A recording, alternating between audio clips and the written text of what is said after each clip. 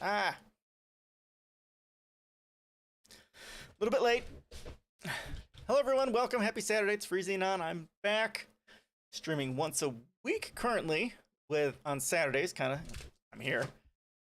Hope everyone is doing great. Hope your week went great. I'm trying to get the captions working from OBS, but it doesn't seem to be publishing captions.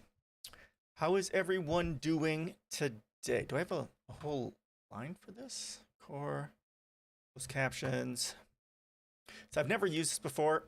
I've tried other ones and I haven't found anything that works well. So hopefully this will eventually work if I can figure it out.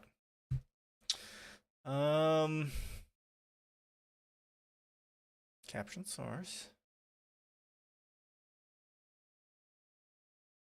Okay, outputs to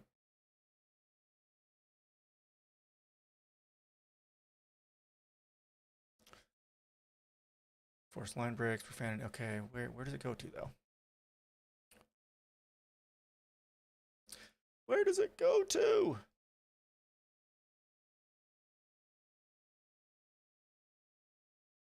Close. Oh, yeah, okay. Text source, closed captions. Okay, it's not working. I don't know why. I'll have to play with it later again sometimes. All right. Hope everyone's doing well. My name is Freezing On. This is my policy site. I blog about, or this is my policy site, and this is my blog where I talk about politics mostly. This is my first post dealing with accessibility. And at some point, I'll put a few more out there, specifically like my t-shirt here, accessibility is political. That's kind of my work.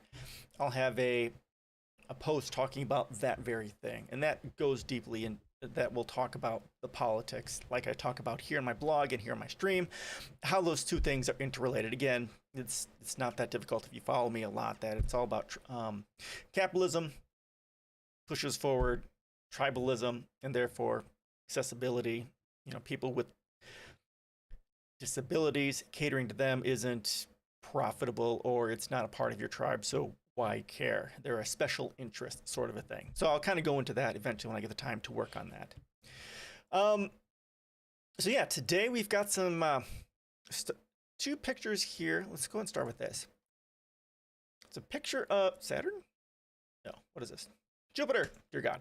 It's a picture of Jupiter. It's a nice close-up of it. And if you're into space and science and that sort of stuff like I am, but it's a beautiful picture of it. I'll throw that in the chat for you. Then we have another one over here, and this is from Neil deGrasse Tyson. This is of Pluto. Look at that. Look at those colors. Red, blue, some off-white. Isn't that pretty? It's amazing that we've got cameras that can see that far and take pictures like that. That's just, it's crazy. It's crazy. All right. So next, what we have here, and if anyone can find the full video of Abby Martin's talk at the People's Summit, I would appreciate that. I did some looking on YouTube, but I couldn't find it. But I want to go ahead and watch this. It's 1 minute and 14. Abby Martin is amazing. I don't know if you guys saw her question to Nancy Pelosi at COP26, which was amazing. You really gotta see that. I had a blog post talking about that very thing in here if you wanna check that out. But let's go ahead and start by watching this, and then we'll get into some climate doomerism. Actually, we'll start with COVID and disability, and then we'll get into some of our normal climate doomerism from there. All right. Hoping everyone's hearing me. Yep, it's popping up. All right, good. So let's go and listen to this, and then we'll go on from there. Any questions or comments before we get started? Go ahead and change that.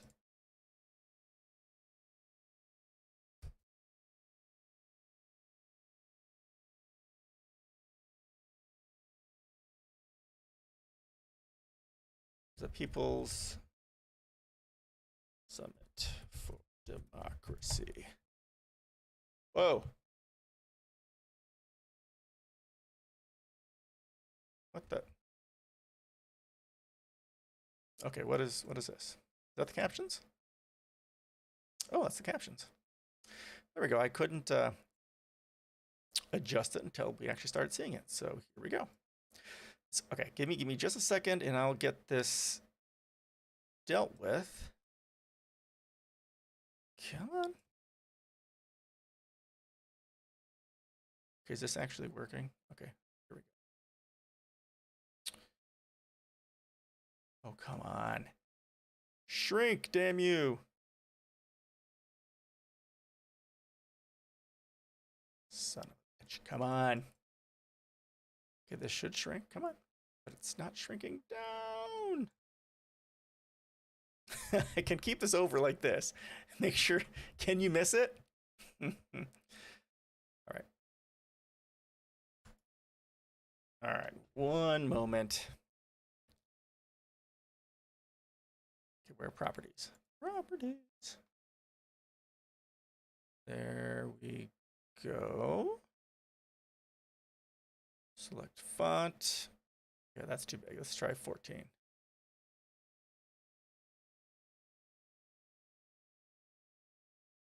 Oh, there it is.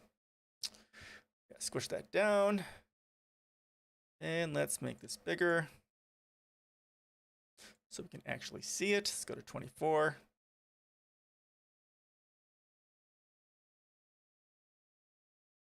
Okay, let's start with that. We'll start with that. All right, good. Captions. It's a thing. It's messing up with my logo over here, but that's not a big deal. I'll have to adjust that later. All right, here we go. Abby Martin, let's listen to it. Off we go. Is not to pressure leaders to adopt human rights. It's to make these populations in these countries feel so much pain and suffering that they feel that the only way they can improve their lives is if they overthrow their government and somehow install a pro-US government that will alleviate their suffering, right, and leave them be. That's their objective strategy. That is literally what they think sanctions will do. But what really happens, right? What really happens when the US succeeds in getting what they want, as they have dozens of times in Latin America alone?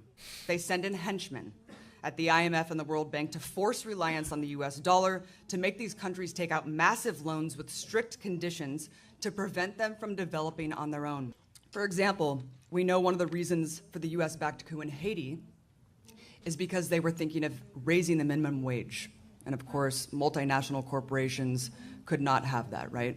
They wanted Haiti to basically maintain as a sweatshop for multinational corporations. So they decided to back a brutal coup for the crime of wanting to give their people a better life.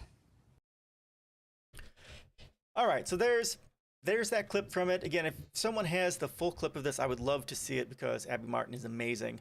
But yeah, she's talking about the sorts of things that I've talked about in my policy, talking about the U.S. military and its economic warfare, much like she was talking about the IMF and the World Bank are methods that the U.S. uses to engage in economic warfare against countries that are challenging the U.S.'s capitalistic hegemony globally. And that's very predominant all throughout of course, Latin America, like she's talking about. Like these loans, they're large loans, of course, but parts of the conditions, like she was talking about, is that you can't use those funds to make the lives better for your people, but it has to be used to create infrastructure and to basically give all of the resources of that country to the U.S. or other European countries. It's a way of them legally, contractually looting the country and impoverishing the people who should be the ones benefiting from all those resources. So it's economic warfare, and it is bad, and the U.S. is very much the leader in doing that, and it's horrible. So if you want to read more about that, my policies, I talk about it in here. There's a section in there. You can read about that. Okay, so now we'll move over here. So let me go and copy this over. Those of you who don't know, I need to get a new mouse because my mouse is my mouse on my left is double clicking when I click on occasion, and my right mouse is a vertical mouse. It doesn't have that issue. I have to get a new mouse. So again, my t-shirt, accessibility is political. I work in accessibility. I just got a new job in accessibility. So it's amazing. I'm really happy where I'm at Western Governors University. So we're going to read this. It's kind of long, but it really talks about accessibility and disability in the United States. And also, it kind of gets into the politics of impoverishment of those who are disabled and that sort of thing. It's really devastating. Okay, this is from the Stars and Stripes. This is originally posted in the Washington Post. I don't have the link right now, but you can find it there. There's still a pay thing there, but if you use like no scripts, you can get rid of that and not worry about it. That's how I got through to this. Okay, any questions about anything before we get started? This is not a short article. Yeah, there's a bit here. Anything? Going once, going twice. All right, let's get started. So, how long COVID could change the way we think about disability? This was originally posted on the Washington Post, here on Stars and Stripes. Never seen this before, this site before, and this was posted on June 7th, so it was just a few days ago. And also, if you're paying attention, let me know how well the captions are working, because I've never used them before. All right, let's go down here. Okay, so I don't know how to pronounce her last name. Mallory Stanislausik was hesitant to make the call. She hadn't spoken to her friend for years, but the friend, who gets around in a wheelchair, was the only person the 34-year-old nurse practitioner could think of who would understand her questions. About being ready to accept help, about using a wheelchair, and about the new identity her battle with long COVID had thrust on her. Now, one of the issues with COVID, I mean, there's potential lung damage, heart damage, brain damage, tinnitus, of course, death, but also long-term COVID. Now, we don't know why it's caused or how to detect it or even how to deal with it. And one of the large issues with long-term COVID in the United States is that we don't have a way of diagnosing it, and a lot of insurance companies won't necessarily cover it. So you're pretty much fucked if you get long COVID. I mean, seriously fucked. Not only because you can't do anything, you can't work, your life is basically destroyed, you're disabled, but also because insurance companies won't cover it, and it's hard to get on Social Security or any of the other help things, social services, because there isn't a specific diagnosis or way of dealing with it out there. So yeah, please don't get COVID for all the reasons.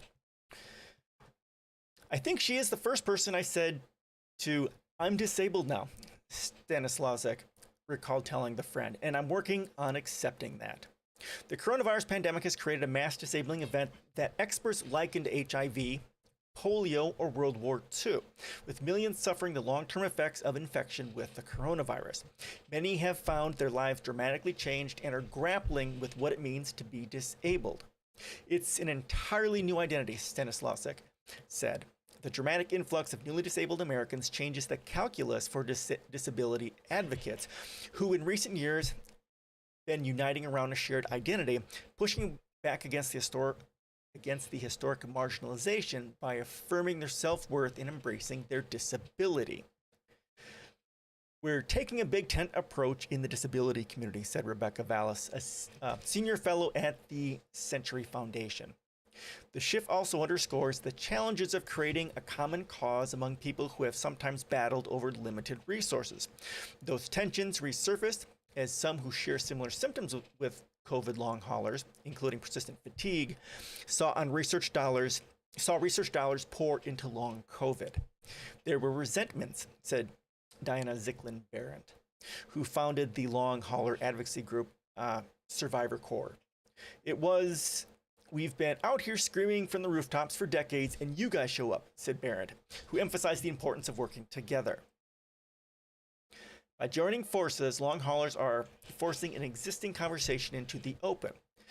We're at this real confrontational moment of trying to educate as many people as possible about disability and structural inequalities and trying to make sure long haulers get the resources that they need right now, said Mia Eves Rubley, director of the Disability Justice Initiative at the Center for American Progress, who has osteogenesis imperfecta, or brittle bone disease.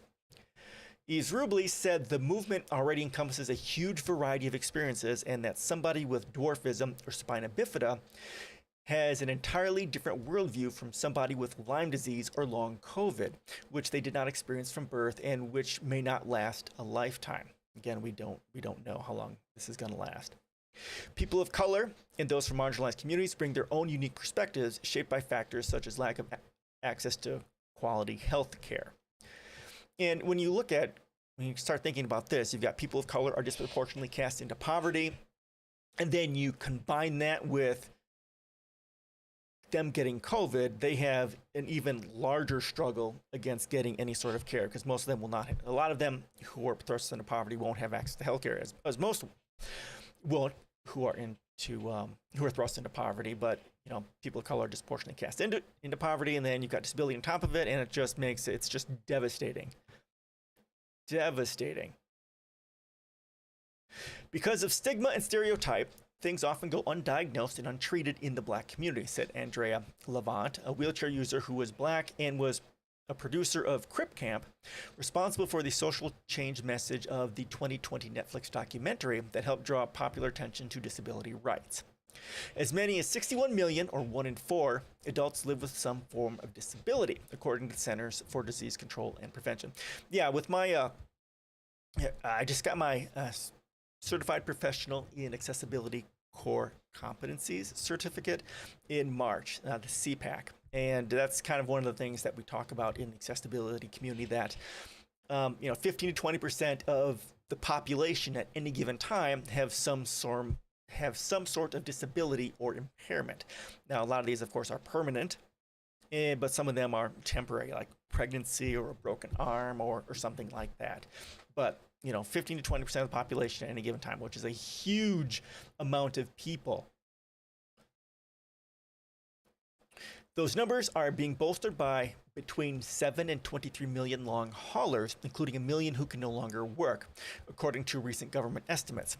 Think tanks and others anticipate the numbers will rise as the coronavirus settles in among us as an endemic disease. Endemic means it's not going away, which eventually COVID will. Currently, it is pandemic, meaning it's rising and it's a concern and we're trying to fight it. But at some point, much like the flu, sadly, it will become endemic, meaning it's something we're just going to have to deal with like the flu every year. And that's fucking devastating because coronavirus is devastating. And none of this really needed to happen. The United States could have done amazing things to help stop this globally, and we can talk about that if you want to. But it's a massive failure of the United States, Bill Gates, and the rest of the world, especially the global north, in dealing with the coronavirus. Get me started on that. And if you want to read some links on that, if you go to my Discord, you kind of see that down below. Let me know if that link doesn't work, because even though I say it never expires, it ends up expiring, and then I have to put a new one out there. We've got some really good links on COVID in Discord. Okay, not all long haulers meet the threshold commonly associated with being disabled, such as difficult hearing, seeing, climbing stairs, or dressing. Just over 30 years ago, the Americans with Disabilities Act was written broadly, and it has a legal definition that encompasses anyone who has a physical or mental impairment that substantially limits one or more major life activities. One of the things that is so beautiful about disability is it is big enough to include children in Flint, Black women with alopecia, and long COVID, said Rebecca Coakley, program officer for the Ford Foundation's Disability Rights Program, who has achondroplasia, a common form of dwarfism. It's a lady in a wheelchair. Their daughter, this is who they talked about in the very beginning. Mallory Stanislazik sits with her daughter, Livia, 3, while receiving a saline infusion. This is from the Washington Post. For Stanislazic, her new identity is complete with its own vocabulary in conversations with other with its own vocabulary. In conversation with other long haulers, Stanislazic now calls herself a spoonie, referring to a common strategy for managing chronic illness, in which spoons are used to represent energy.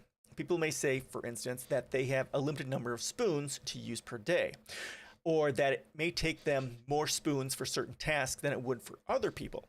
She calls days when her heart races POTS days, an allusion to a blood circulation disorder known as postural orthostatic tachycardia syndrome, or POTS, okay, that she and many other long haulers have been diagnosed with. And that's kind of looking at the heart damage that it has.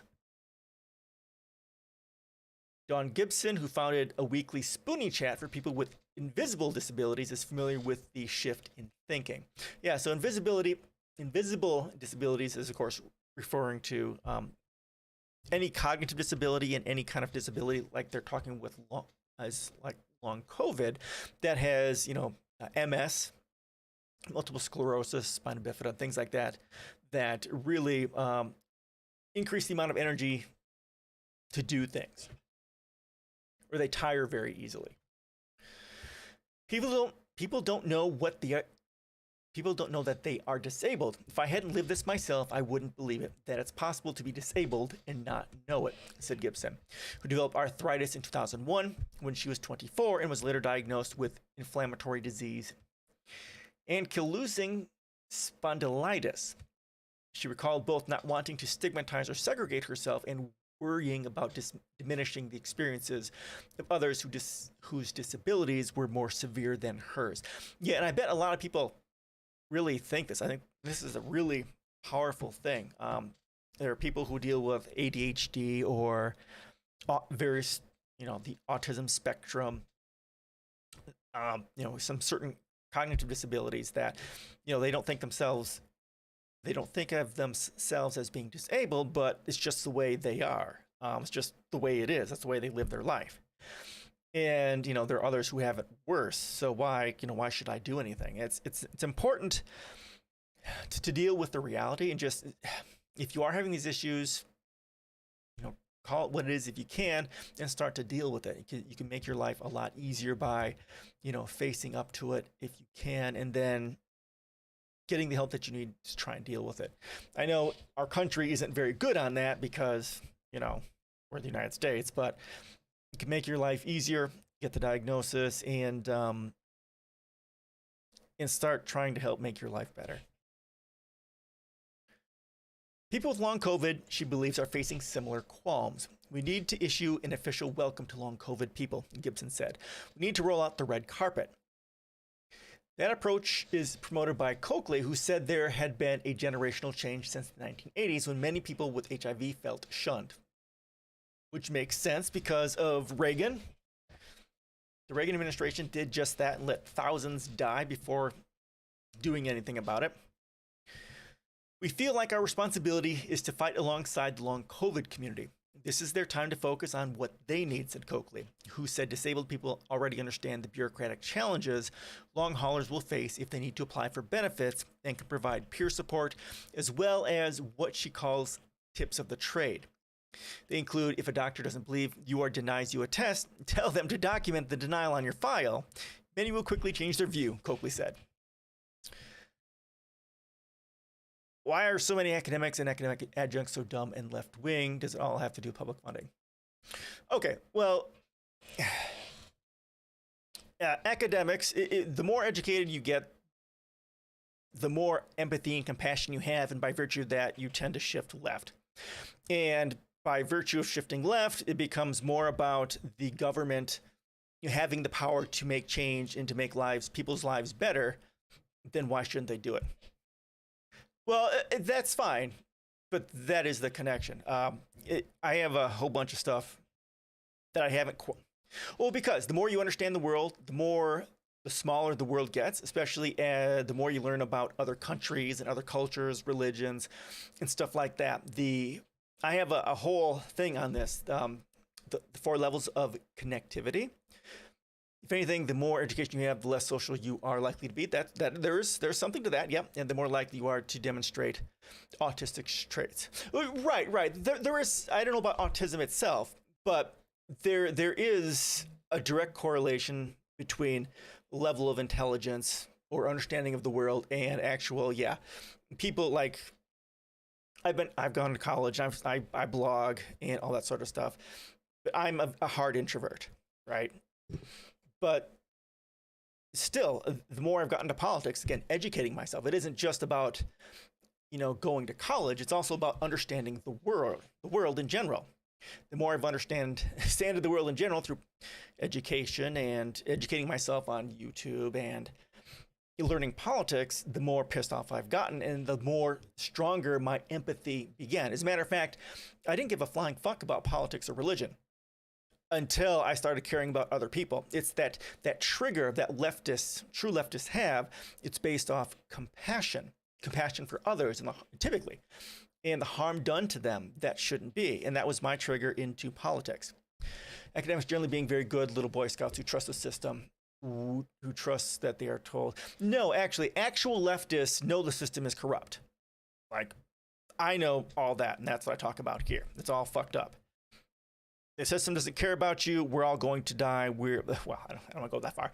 The system is grinding us and destroying us for profit. The system doesn't care about us at all unless we can make money for the rich. And if you want to read about the very core of that, I talk about that here. It's a 9-minute read. It's a very easy read.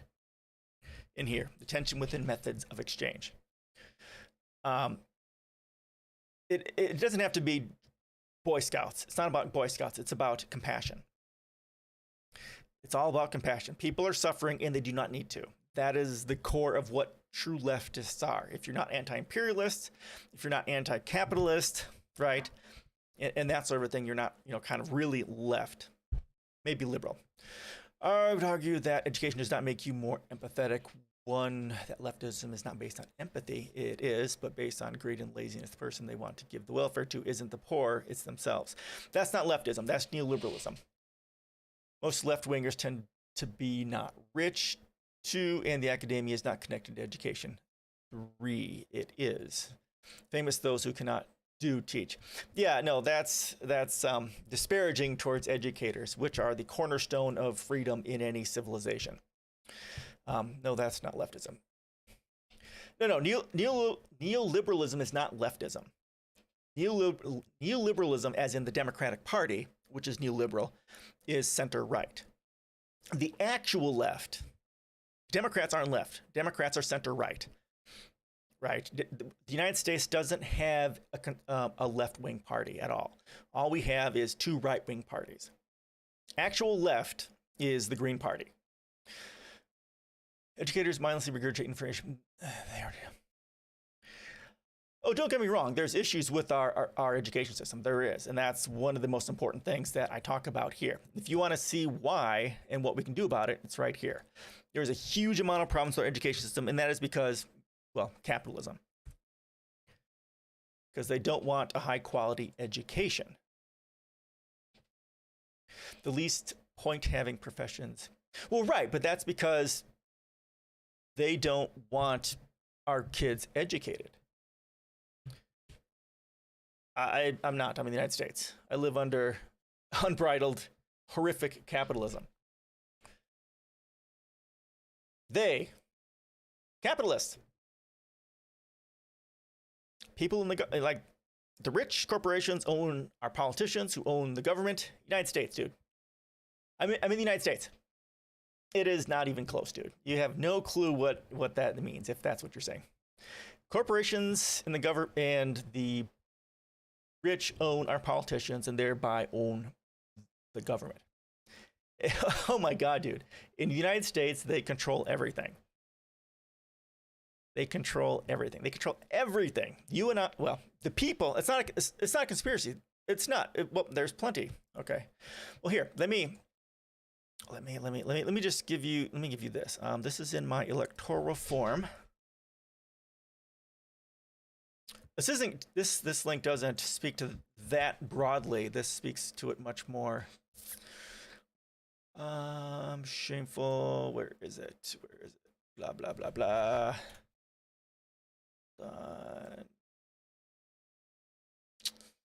I swear to God. Here it is. Okay, look at this one. Not a conspiracy theory. Not at all. It's just the way capitalism works. If it can be commodified, it will be commodified. And political power exists, therefore it can be commodified. It's not. It's capitalism. This is how capitalism operates. Well, if it's only a conspiracy theory if it's not proven. This is widely proven. And if you want to learn more about the issues with capitalism, I talk about that in here. It's not a conspiracy theory if it's true. Not delusional. Read my post, read my blog. There's a lot there talking about this. I don't go. Well, there's plenty of proof in there. My cancer of capitalism. It's not okay. Whatever. I'm not going to get into that. It's a useless point to debate. Read my cancer of capitalism post. That kind of goes into the evidence that capitalism is problematic and all that sort of stuff.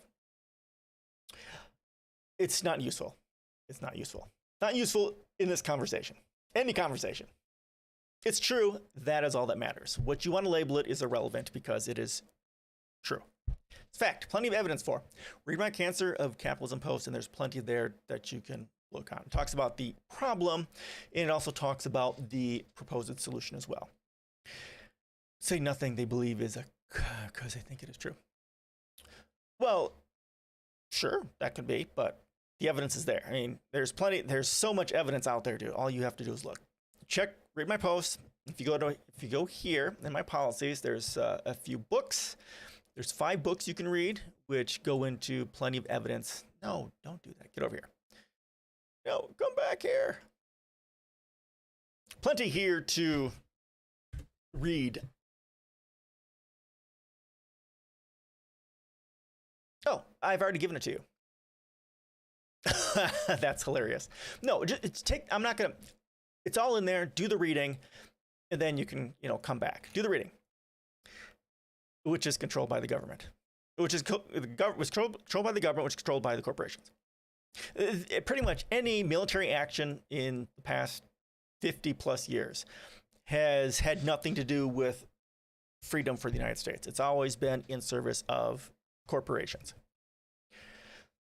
Yes, we have one of the highest rates of imprisonment in the world. We have 5% of the population and 20% of the global population of prisoners.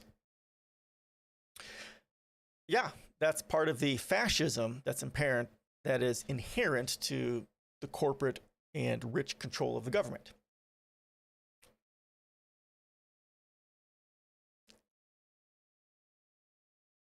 Claim wasn't a foreign policy, so corporations. They do. Read my post. It's in there. Read my here. Read my policies. Read my post. It's all in there. There's a lot of reading that needs to be done in order to deal with how much you need to learn. There's plenty right here. Here's my policies on this fucking thing here. Yeah, here's my policies. I go over this. I go over a lot of that foreign policy. The United States is the largest terrorist organization in the world. There's plenty to read here. There's links, like right here. If you go down here, yeah, there's plenty there. Do the reading. Do not care about your reading. Well, then why the fuck are you on my channel? If you're just going to say, here, you're an idiot, and then not listen. So what's the point? All right. You do you. You've got my blog posts and all that reading. I'm not a buffoon. The thing is, you're only showing how much of a buffoon you are. Seriously, dude. Come on. All right. So I'm going to ignore you. And I'm going to keep reading. If you say something worth responding to, I'll respond. If not, I can. The reading is all there. All you have to do is take the time to read it. I'm done. All right. So, okay, we'll go. All right, we'll start here. I'm going to, actually, hold on. Can I do that from here? I can't do that from here. Hold on. I'm going to mute you for a little bit so you can take some time to read.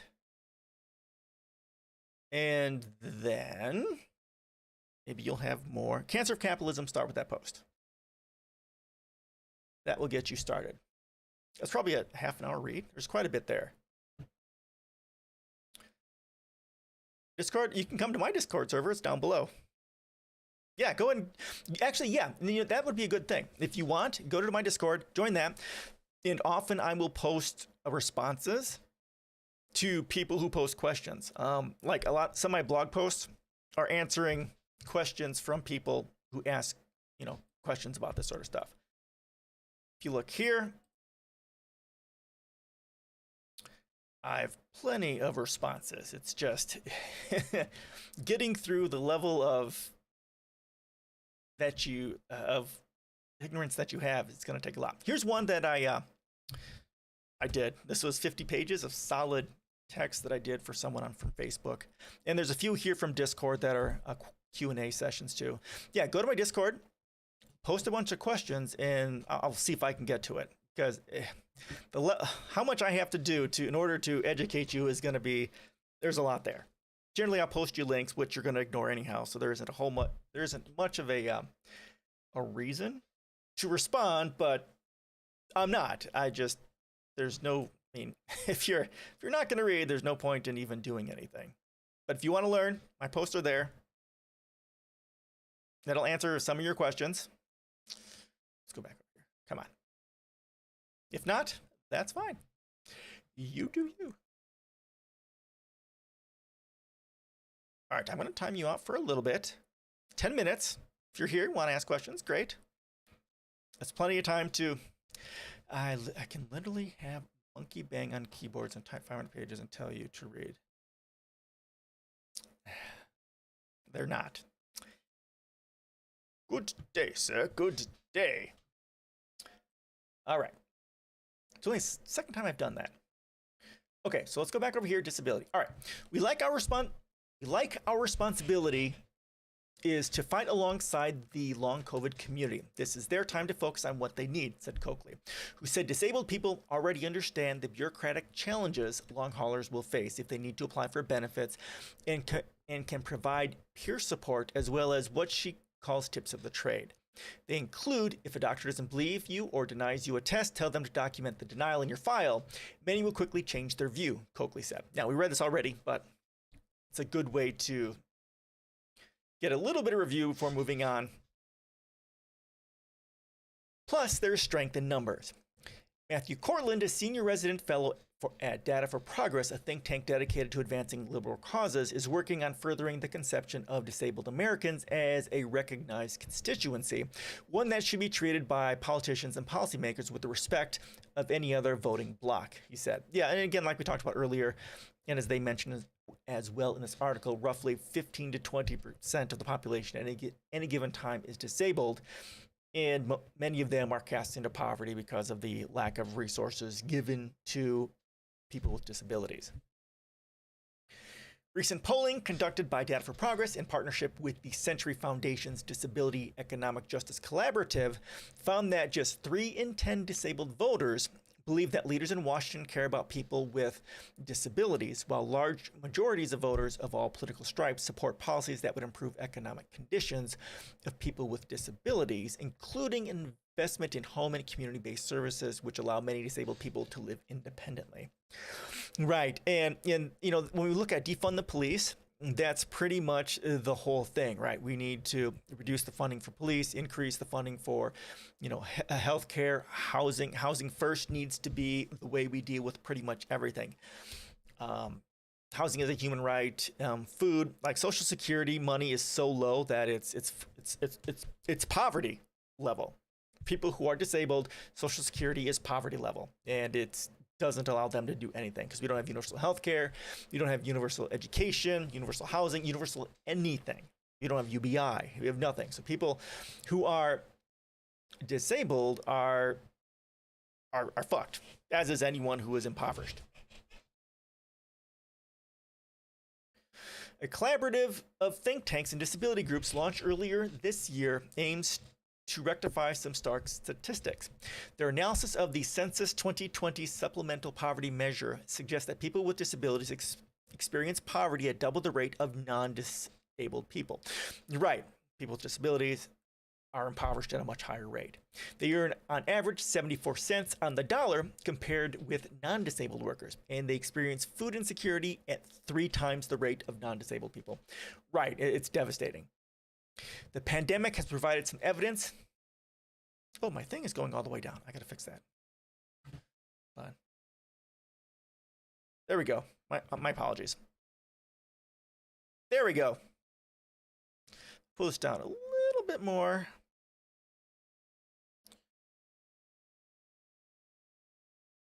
There we go. The pandemic has provided some evidence of new legislative attention to disability. There was minimal reference to disability in the initial COVID relief bills, despite growing recognition in 2020 of the disproportionate impact of the pandemic on disabled Americans. According to Kimberly Nackstedt, a senior fellow at the Century Foundation. The American Rescue Plan was the first relief bill that provided direct support for programs that assist people with disabilities, with specific funding such as a 1-year increase in Medicaid for home and community-based services. The now defunct Build Back Better bill, which of course was never going to do anything because Democrats are corrupt, took a much more comprehensive approach to disability in the development of programs and policies. It's not tacked on, said Nackstedt. It's a good example of conceiving the entire policy thinking about disability. And that's a lot of what we need to do. And honestly, if you look at my policies here, especially in the economic areas, that it's about universal health care, it's about universal education, and all that sort of thing, universal housing, and that's the sort of things that people with disabilities need. That's what we need in general, so that we can eradicate poverty and help people who are disabled to start living a life that is as independent as they can manage within our corrupt and broken country. In July 2021, on the 31st anniversary of the ADA, the American Disabilities Act, the Biden administration announced that long COVID could be considered a disability under the civil rights law. Okay, that's good, and I heard about that. That is a good thing. Because prior to that, they would have to prove that it was a disability and get a diagnosis when there is no real, or at least prior, there hasn't been a real diagnosis for long-term, for long haul COVID. But the pandemic also put a spotlight on deep-seated inequities in what we know about the disabled populations compared with other marginalized communities, according to Bonnie Lynn Swenor, an epidemiologist and director of the Johns Hopkins Disability Health Research Center. In key places such as electronic health records where data is collected on gender, ethnicity, and age, there is a lack of data on disability that could be used to support policies, she said. Yeah. It's a good thing to have data so that we can support policy. Without the numbers, no one gives a flying fuck. Well, give me the numbers or whatever. And you need numbers. Numbers are very important for analysis and for supporting large-scale change. COVID also puts a focus on how disabled people are often marginalized. In January, 150 disability organizations united in outrage after CDC Director Rochelle Walensky said that research results showing that large numbers of COVID deaths occurred among people with 4 or more comorbidities were encouraging. What? Research results showing that large numbers of COVID deaths occurred among people with 4 or more comorbidities were... Okay, how is that fucking encouraging? So comorbidities means 4 or more dangerous traits like overweight, immune issues, cholesterol issues, high blood pressure, and that sort of a thing. So if you have a lot of health issues, those are things that are or can go with morbidities, dying. There's nothing encouraging about more people dying if they have 4 or more comorbidities. And honestly, the fact that comorbidities exist, the fact that people live in this country and they have health issues is also indictment of how fucked up our country is under capitalism. Walensky later acknowledged that her words were hurtful yet unintentional. The Big Tent approach depends not only on disability groups welcoming long haulers, but overcoming internal rivalries. Coakley and others said the chronic illness and disability communities have not always been allies. The dirty secret is that we do have infighting, said Swenner. Certain groups have histories of fighting for scarce resources. Yeah, and again, people with disabilities are according to businesses and government, they're a special interest. And the only time that they get money is when they raise a stink. And other than that, they let them die in the streets, just like they do people who are in poverty. Because there's no money in, what was it? There's this one, God, it's mentioned in actually, let me go here, healthcare. Let's go to my healthcare policy, because I do quote it in there. There's no money to be made in curing things, or is curing things the right thing to do? Where is it? Let's go here. Here it is. The potential to deliver one-shot cures is one of the most attractive aspects of gene therapy, genetically engineered cell therapy, and gene editing. However, such treatments offer a very different outlook with regard to recurring revenues versus chronic therapies. While this proposition carries tremendous value for patients and society, it could represent a challenge for genome medicine developers looking for a sustained cash flow. In other words, curing disease isn't good for revenue, isn't good for a business's cash flow. So again, this is kind of, it's if you read it for what it is, it's really showing the very core of what capitalism is. Curing people, healing people isn't a good business decision, because you get rid of your sustained revenue. Much like if you're a manufacturer, planned obsolescence, right? You want to make things that people keep having to buy over and over again. That's why they make things that break. Therefore, people have to keep buying them. Therefore, the company keeps their sustained cash flow. So the cash flow is more important than the environment, than people and health and all that sort of stuff. So that's all in there in my health policy if you want to read about that. Or if you want to read about the planned obsolescence aspect, my Cancer of Capitalism post talks about that, which I shared earlier. If you want me to share that again, please let me know. If not, it should be it's in the chat somewhere. It's also in my blog down below on Twitch if you want to check it down there. Let's see. Ken Thorpe, a former Deputy Assistant Secretary for Health Policy at the Department for Health and Human Services, who chairs the Partnership to Fight Chronic Disease, believes long COVID offers opportunities to update many aspects of health policy, in part because the condition is affecting a different mix of people than what we've seen in the traditional disability population. They include Senator Tim Kaine, fuck that dude, right-wing piece of shit, who has long COVID. Okay, that sucks. Yeah, so a different mix of the people. The only reason why he's saying this, and this is one of the issues with right-wingers, right? They don't give a flying fuck about anyone until it actually affects them or their family. Now here you see Tim Kaine, who was, I think, Clinton's running mate in 2016, is affected with long-term COVID. Now he's like, oh, maybe we should do something about disability people because now I'm disabled. Before that, fuck them. So this is what he means by a different mix of people in the disability population. It has nothing to do with the actual issues at hand. People who are impoverished, people of color, disproportionately impoverished, and therefore have disproportionate amount of disability than other demographics. Long COVID puts a different and important face on the whole problem of long-term care, Thorpe said. Collectively, we can be more effective highlighting the policy issues.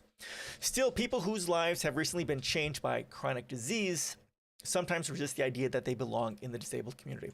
Right, and a lot of this comes down to, when we look at, again, accessibility, that much of the people of this country think of, and because of capitalism, right, that we look at the medical model of disability, that the issue lies with the individual being broken and disabled, and not talking about the social model, which means the way we design the environment, the way we build buildings, build websites, is what disables people. So not having ramps mean a person with a wheelchair is now disabled. It's not the person who is the problem, which is what the medical model says, but us failing to design the environment or the app to take into account the entire breadth of human experience and human ability.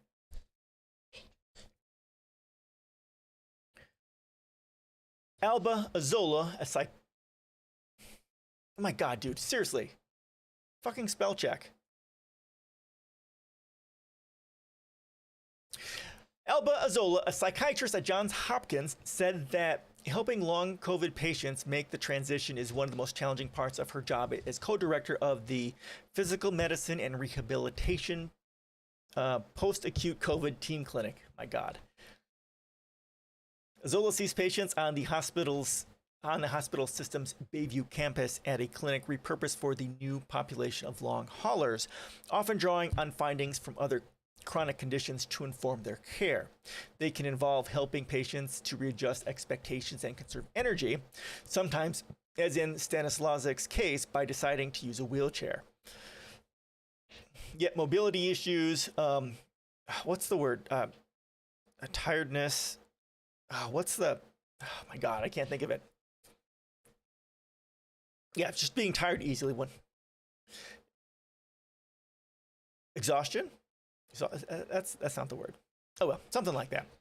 To look at a 40-year-old and tell them we are not going to be able to say that in 2 months she can go back to work, or to recommend a wheelchair and special accommodations, it's really heartbreaking, as Ola said. It's probably one of the hardest things I have to do. Yeah, telling them that their entire active life that they had before is no longer a thing. It's devastating.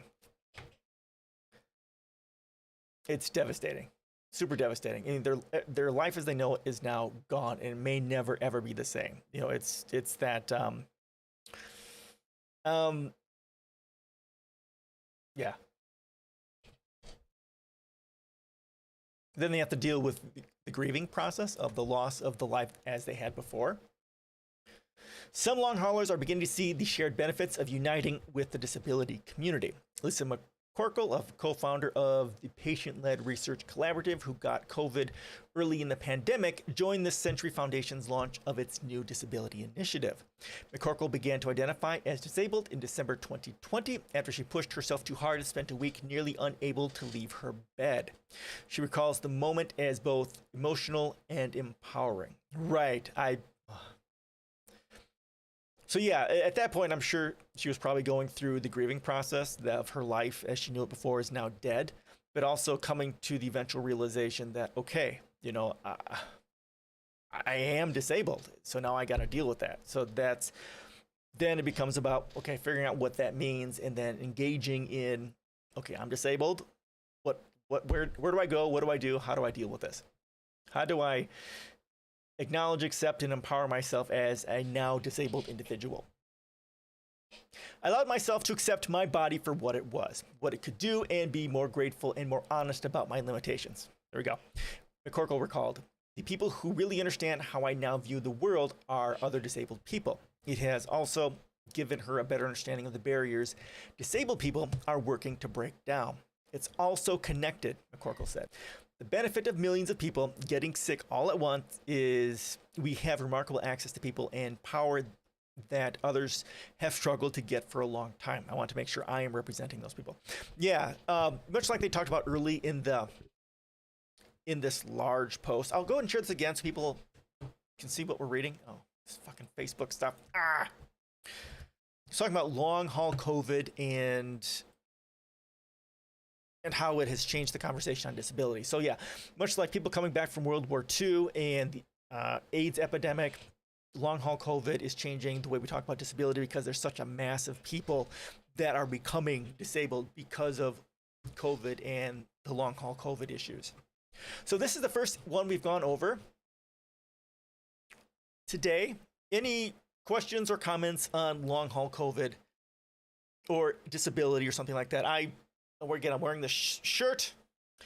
I do accessibility stuff in my job, and I know stuff about disability as well.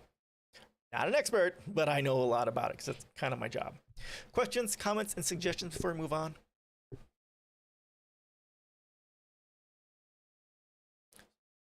Next, we're going to get into our typical climate doomerism stuff because, we love that. We're all gonna die, man. We're all gonna die. Anything? Can you hear me? Can you hear me now? Yeah, it's quiet. It's only my second stream back. So, yeah, hopefully at some point, get people back in the channel. Topics of discussion. Okay, here we go. There we go. And also, I didn't do this last week, but if you missed my stream and you want to watch it, of course, you can watch it here on Twitch. You can also go to, I think it'll be on Facebook. It'll be on YouTube.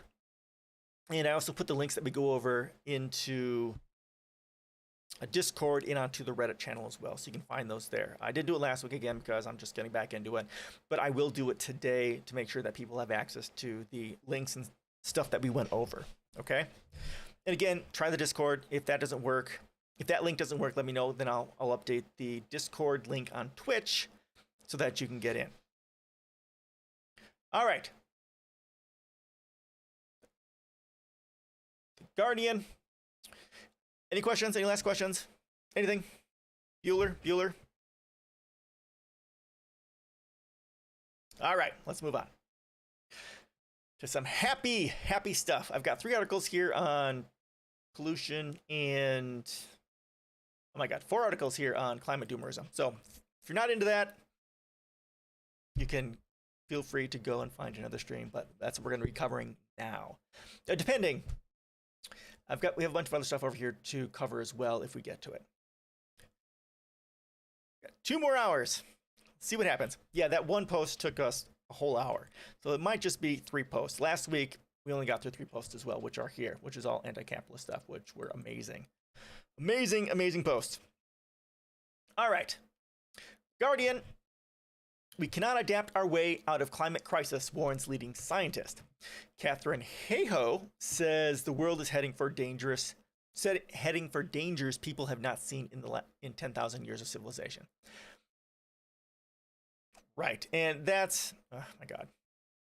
Yeah, this is June 1st, Wednesday, June 1st. So this is not quite 2 weeks ago. Did I share it? I did, okay. The world cannot adapt its way out of the climate crisis, and counting on adaptation to limit damage is no substitute for urgently cutting greenhouse gases, a leading climate scientist has warned. Okay, I have, just so you know, I'll go and share my environmental policies. There's some good videos and some good links on here talking about this very thing. And the issue we have with climate change and the way, at least the United States, isn't doing jack shit for it is climate overshoot. Because like, climate, the temperature and stuff is going like this, and the carbon is going like this. In order to turn it down, we have to basically be carbon. Does this make any sense? Okay. It has to be down. We have to be carbon negative to get this overshoot to turn down to the point where it will level out and start going down and limit the temperature overshoot. And we are far beyond into that. So it's going up like this. If we went negative, eventually we'd be about 2-3 degrees. That's if we were carbon negative, but since we're not, it's going to keep going up. And like some scientists have said, by the end of the next decade or so, we're going to be at 1.5 degrees above instead of limiting it to the 1.2 degrees like we want to. And there's going to be radical, horrific things. Like I have a daughter, she's 12.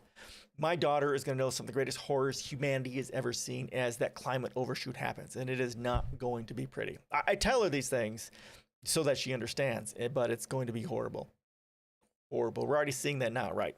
Mass floods, highest temperatures we've ever seen, wet bulb conditions in parts of the world. Wet bulb conditions is where the temperature and the humidity is at the right combination where humans can't perspire and therefore they die. It just kills them. We have, everything's on fire. Shellfish are being baked right there in the water. Wheat fields are being baked and killed. Berries are being baked and killed, and so on. There's a whole bunch of articles on that. We've covered a lot of that here already, but, it's coming. It's here. It's not coming. It's here. Climate change is here. We are in the end times right now, and it is end times at the climate scale. So it's slow, and that's the way it's going to be. And it's going to be in the news every single day. Not every day, but you know what I mean.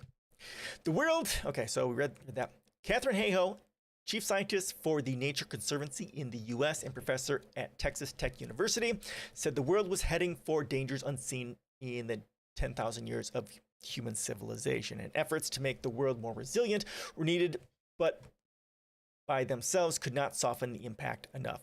Right. What'd you say? Adaptation. Okay, resilience isn't enough. We need to be carbon negative. Basically, if the United States is not the global leader on the war on climate change, we're fucked.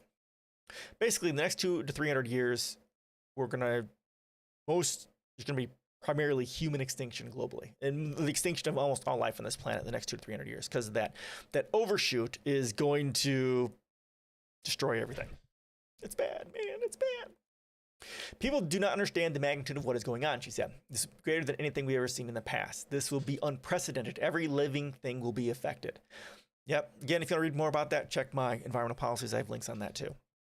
While countries can start to adapt to some of the impacts, for instance, with seawalls and flood barriers, and by making their infrastructure more resilient to extreme weather, if global heating is allowed to continue, then the world will rapidly reach a point beyond which it can be adapted to. Right. And again, with my policies, I basically say we need to start thinking about changing our infrastructure or building our infrastructure to effectively live on the planet Venus, because that's what we're heading towards. Let me go ahead and pull this up.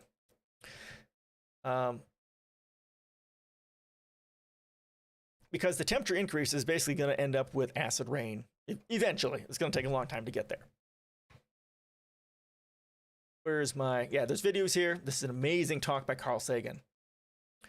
This went ahead and explained some things. Yeah, I enjoyed his humor. If you don't like his humor, you may not like this, but it really explained some of the cycles, as you see here, every 10,000 years or whatever it is, and how it's so different. Here it is. So we're heading for, if we keep on doing what we're doing by polluting, we're heading for the violent world of Mad Max and then the acidic hellscape of Venus.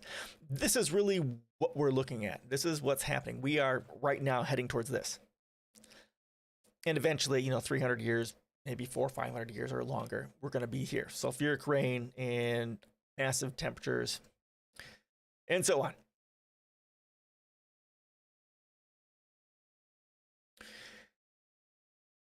And and if we don't really kind of start thinking about it like that, like we're start creating our buildings and all new stuff and start doing the research so that our buildings can live in a world like Venus, we're pretty much fucked. And that's what we need to be doing. We need to think about that, and also thinking about pulling humanity underground.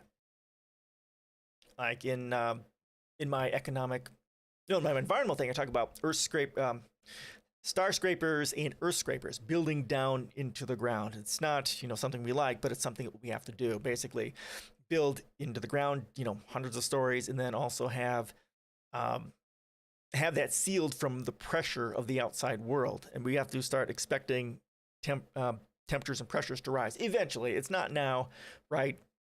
Several hundred years in the future, when we get to the world of, United States, or the world is becoming more like Venus, then that's where we need to start creating our new buildings to live in that sort of a world, because it's coming slowly. Okay, that wasn't quite so articulate, but hopefully you got the idea.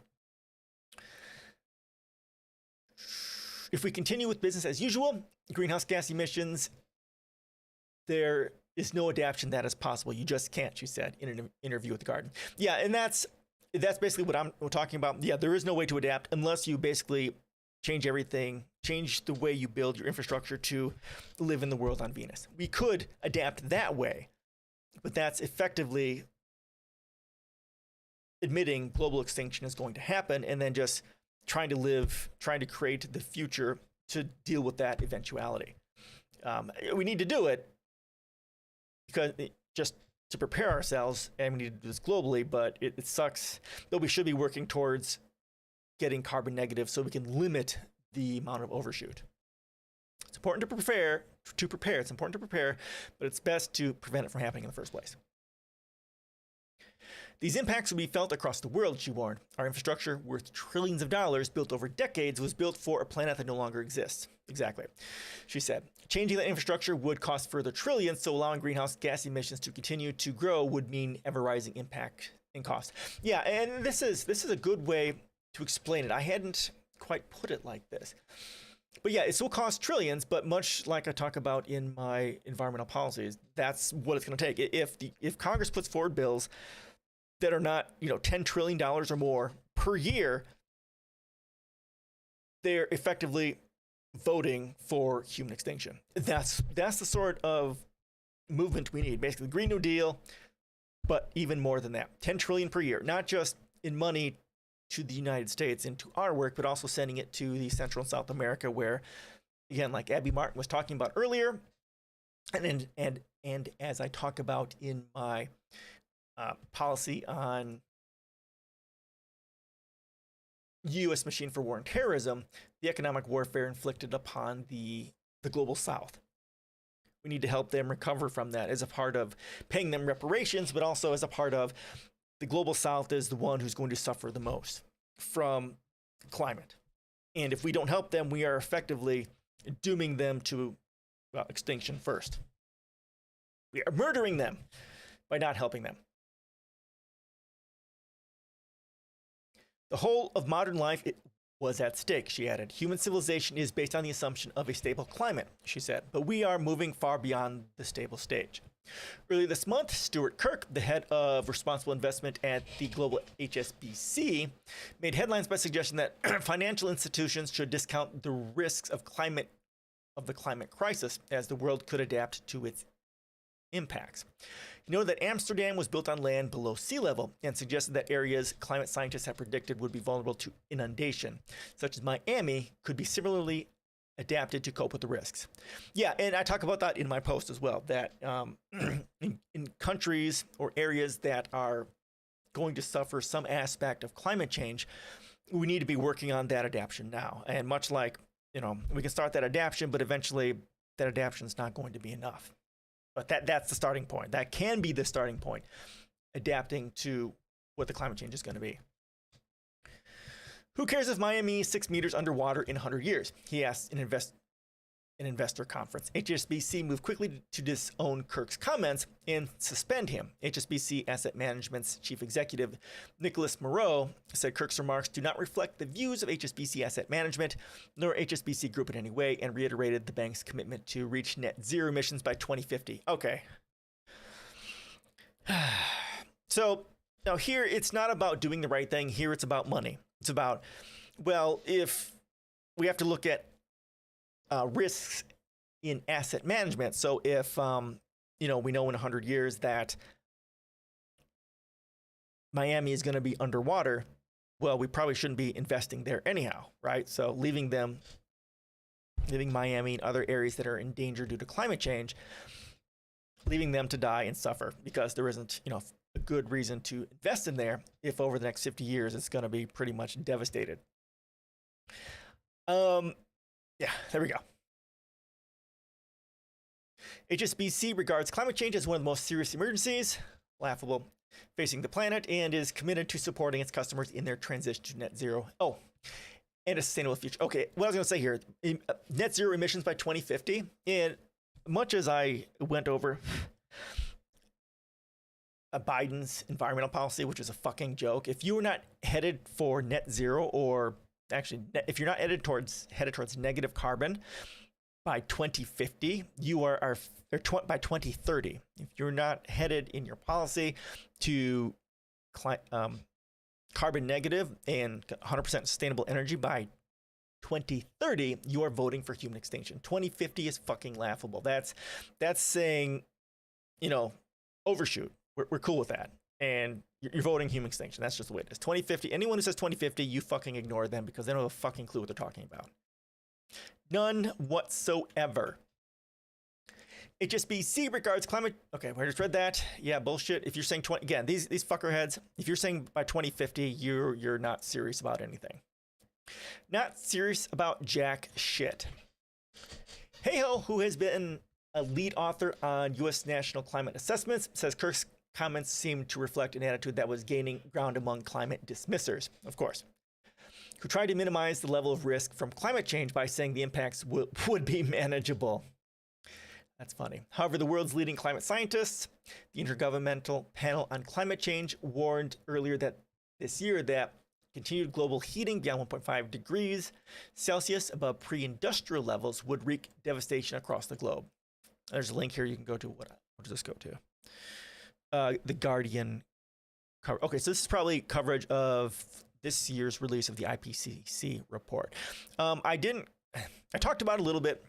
I think on not my last stream, but the stream before. Did I? Maybe I talked about it earlier. I on a previous stream. I don't remember. But it's something to look at. This report is giant. It's fucking huge. But they have like a 60-page executive summary which you can read, and it's ridiculous. Would wreak devastation across the globe in the form of floods, droughts, heat waves, and other extreme weather, with swaths of the planet becoming unsuitable for agriculture and effectively uninhabitable, causing extreme harm to human society in many places. Exactly. Again, much like I talked about earlier, everything's on fire. Flash flooding due to flash flooding, powerful rains. The temperature of the sea level rising, and so on and so forth. You've heard all that stuff. There's a whole bunch of that. I talk about that in my policies. Hey-ho said the IPCC findings had not been broadly understood by many people. This is an unprecedented experiment with the climate, she said. The reality is that we will not have anything left that we value if we do not address the climate crisis. Yep, and that's exactly right. Exactly fucking right. Either the United States is the global leader on climate change, or we are fucked as a globalized human civilization. Full stop. Questions, comments, suggestions before we move on to the next doomerist thing? This one is on air pollution. Come on, get rid of that fucking sidebar.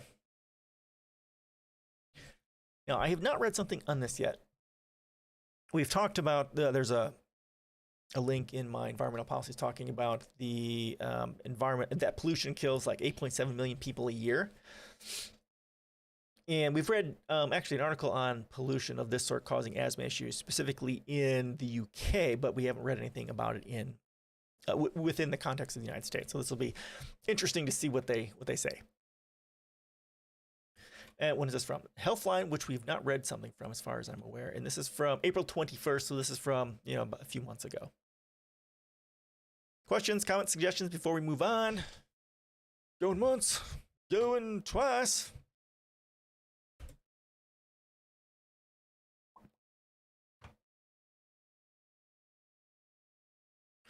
And again, when you look at pollution,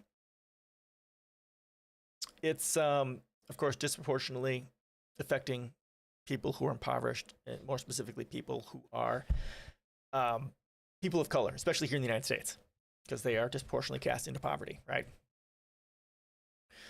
All right, here we go. We'll go down here. All right. More than 40% of Americans live in places with unhealthy levels of particle pollution or ozone, according to an annual report released today by the American Lung Association. The organization's State of the Air report for 2022 also shows that air pollution is becoming increasingly problematic for many Americans. Over 2 million more people were breathing unhealthy air in their community compared to last year's report.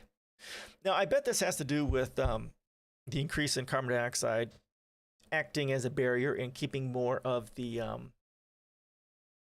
pollution down lower here, where people are breathing it and, of course, causing the harm. Yeah, so let's see what they say. Over 2 million. Okay, yep. So in addition, during the 3 years covered by the latest report, Americans experience more very unhealthy and hazardous air quality days than previously during the report's 2-decade history.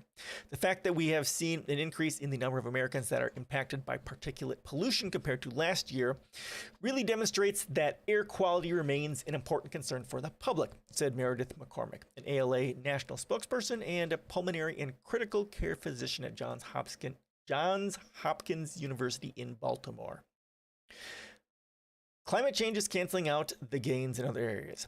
This year's report includes data from 2018 through 2020. It focuses on two of the most common types of air pollution: fine particle pollution, both short-term and year-round, and ozone pollution. The American Lung Association has produced these reports since 2000. There have been improvements in some types of pollution during this time, driven in part by the Clean Air Act. Emissions from transportation, power plants, and manufacturing have dropped in recent years, according to the report's authors. However, they report that some of these gains have been offset by increases in pollution related to climate change. These include spikes in particle pollution and more days with high so this makes sense. And more days with high ozone levels due to wildfires and extreme heat. Yeah, so the effects of climate change and having greenhouse gases in the environment has temperatures going up, and therefore wildfires go up, and therefore, because wildfires are burning, adding more smoke to the air, which creates this autocatalytic process where temperature goes up, more wildfires, more carbon dioxide in the air from the smoke from everything burning, which in turn increases the temperature. So it creates this kind of runaway positive feedback loop that may be difficult, if not impossible, to stop.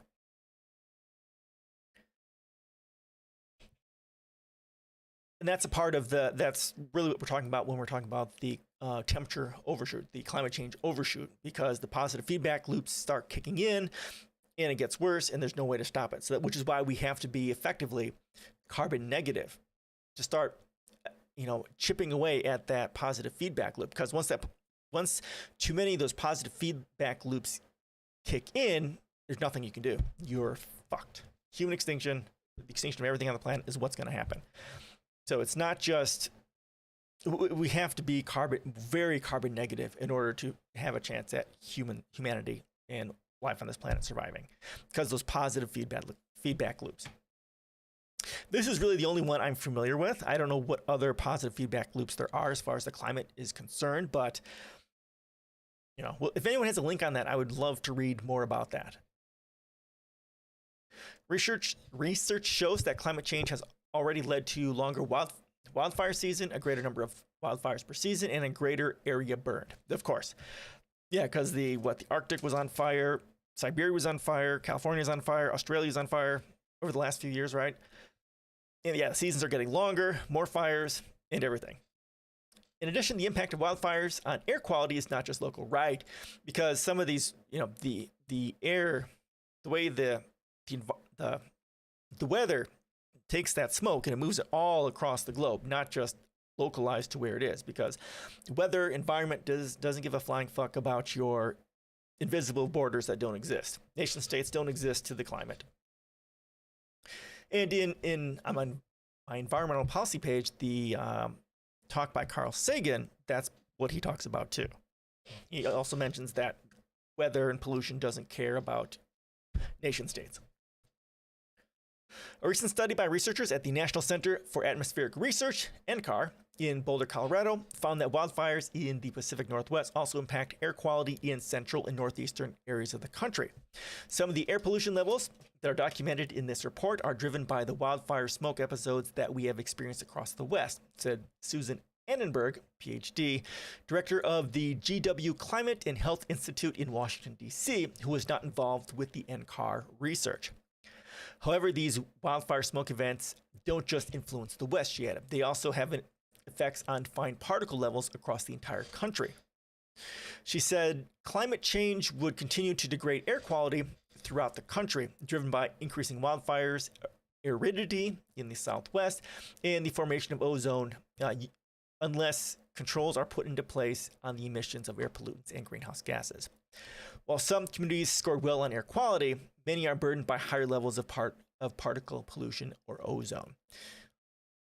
There's a lot of variability in air quality throughout the United States, said McCormick, and where you live matters. Of course, if you're in smaller towns, air quality is most likely better, whereas if you're in bigger towns where there's more concentration of people and cars and pollution and manufacturing, it's going to be less, generally speaking.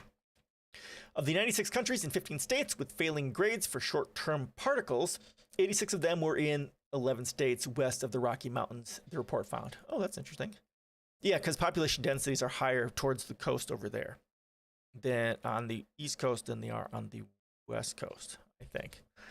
But California should be, the coast there should be, no, because the East Coast is where people first settled here. Okay, interesting. No, it's west of the Rocky Mountain, which is this way. Oh my God. Yeah, west is, okay, so I'm wrong on that. Okay, of the 96 counties, 15 states with failing grades for short-term particles, 86 of them were in 11 states west of the Rocky Mountains. Okay, where the fuck are the Rocky Mountains? Ah, yes. Rocky Mountains. Let's see if we can see this. I want to say that. Come on. Come on. Is that what these are? No, this is the Appalachians. Okay, so that's got to be what's over here. Let's go back over here. Let's get a better map. Images. Okay, so it goes through here. Okay, so it must go kind of along here, and then the states over here are the ones who have the issues. Okay. Here we go. All right, let's look at this here. So here's the Rocky Mountains, it looks like right here. So it's right here, and yeah, it'll be these. Yeah, it'll be these states here. Okay, there we go. You can tell I'm American, right? Can't do geography. Okay, so of the 96 counties in the 15 states with failing grades for short-term particles, 86 of them were in 11 states west of the Rocky Mountains. The report found, yeah, so it's over there on the West Coast. All right, a similar trend was seen for annual particle pollution. Of the 21 counties with a failing grade for this type of air pollution, all were in 5 western states. Okay, in addition, people of color were 61% more likely than white people to live in a county with a failing grade for at least one pollutant. Okay, so that's where all the wildfires are happening. That's probably why that is. Less to do with population density, which I expect the East Coast has a higher population density. But I think it has more to do with that's where all the wildfires are in California, in that area. We've got our amazing contractor working, trying to turn our attic into a place where I can do stuff. So he's working away. All right, so yeah, it's probably due to the wildfires. In addition, people, okay, we read that. All right, there were also more than 3 times as likely to live in a county with a failing grade for all 3 types of air pollution. Right, wildfires. That's why. That is why. Some communities more burdened by air pollution. Other researchers found similar racial and ethnic disparities with air pollution. A study published April 7 in Nature Sustainability found that during the COVID-19 stay-at-home orders in California in 2020, neighborhoods with high Asian and Hispanic populations experienced larger declines in air pollution compared to neighborhoods with larger white populations. Okay, that's interesting. So neighborhoods with high Asian or Hispanic populations experienced larger declines in air pollution. So air pollution went down as compared to neighborhoods with large white. Okay, so that might have to do with population densities. Minority population, smaller population, therefore less air pollution, maybe? Not sure about that. Kind of curious to see why that is. Study author Pascal Polinick, a PhD student at Scripps Institution of Oceanography at UC San Diego, said while this may sound like a positive, it suggests that these communities are usually more affected by pollution. During normal times, when there's no shutdown, these emissions shut down those emissions, the emissions that went away during the shutdown actually have a disproportionate burden on those communities, he said. In addition, the study showed that communities with higher black populations didn't see a similar drop in air pollution levels during the shutdown. Oh, that's interesting. Okay, yeah, okay. So in this case, we're looking at white people and our affluence had the ability to stay home. Therefore, we were driving less and pollution went down, whereas people of color don't have that luxury. They're because they're disproportionately cast into poverty. Therefore, they're working minimum wage jobs, which are, quote, seen as frontline jobs, and they can't get away with not going there. I think that's what this is talking about here, or why this is. In addition, the study showed that communities with higher black okay, I read that already. This doesn't mean that black people experience less air pollution, said Polinick, but those communities might be more impacted by certain fixed sources that are less likely to change during the shutdown, such as power plants, factories, and electricity generators. Right, because people of color, just because they're cast into poverty, a lot of these impoverished, places to live are near factories and things like that.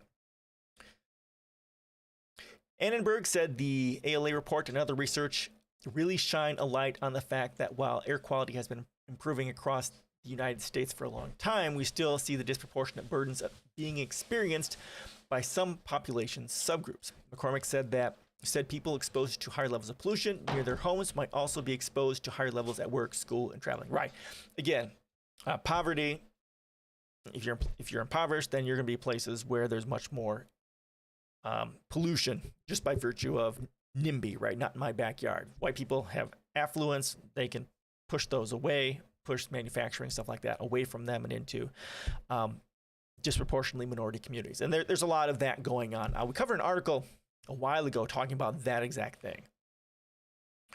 In addition, Dr. Afif El Hassan, an ALA national spokesperson and a pediatrician with Kaiser Permanente, California, said communities heavily impacted by air pollution might face other health disparities, right? Because if they're impacted by pollution, they're most likely impoverished. People who are impoverished have higher rates of disability and health issues. They may have less access to healthcare. Oh, yeah, that's a fucking key thing. Obviously, because they're impoverished, less access to education, healthcare, blah, blah, blah, and so on. They may need to bike or walk to work, which exposes them to greater air pollution during their commute. Yeah. Or they may not have access to air conditioning, which means keeping their windows open during heat waves when air pollution levels may be higher. Yep. Lacking resources and living areas with increased amounts of pollution causes a ripple effect on how much pollution people are exposed to, said El Hassan, because it's not just what's in the air outside, it's also what you do with your own socioeconomic situation.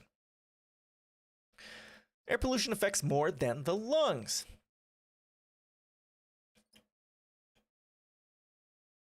Any questions or comments at this point? We're reading a lot here. Anything on pollution, poverty, and that sort of stuff? Anything? Going once? Going twice? No, it's quiet. That's okay. Can I see?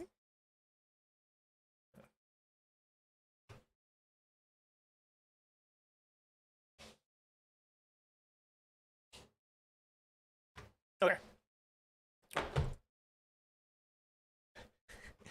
Particle pollution refers to tiny bits of solids and liquids in the air. This type of pollution comes from factories, power plants, gasoline-powered vehicles, wood-burning stoves, and fireplaces, and wildfires. It ranges from coarse particles like pollen, dust, and ash to fine and ultrafine particles.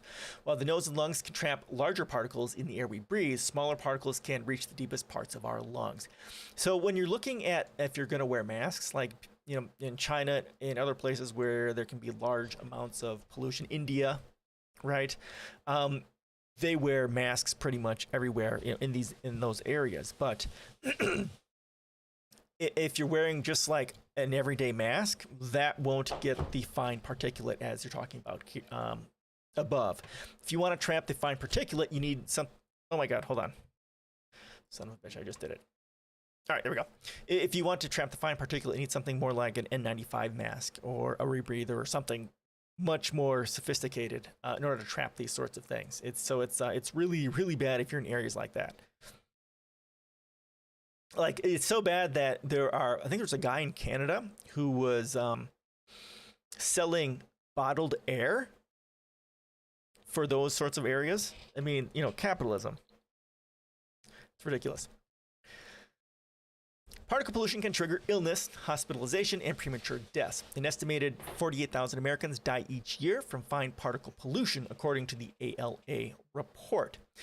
Most of these deaths are due to respiratory and cardiovascular causes, such as heart attacks, strokes, and asthma attacks. Yep, short-term exposure to fine particle pollution has also been linked to an increased chance of having positive result on COVID-19 test. Yeah, let me pull out this link for you. 8.7 million. 8.7. Here's the invisible. Here's that 2018 link talking about 8.7 million people dying per year due to pollution. It's pretty crazy. Pretty crazy. Yeah, if you're living in an area that has high pollution, that can be considered a comorbidity. Researchers think that air pollution may worsen the severity of symptoms rather than increase the risk of infection, although they say more research is needed. Okay, hold on. One moment. Okay, you're not moving. Why aren't you moving? All right, I'm going to have to refresh this. Son of a bitch. It all went away. There we go. Are you guys hearing anything? I don't hear anything. Just a second. Got to check and make sure something is not playing in the background. All right, nothing. Good. It's frozen. Why is it frozen like that? Son of a bitch. One moment.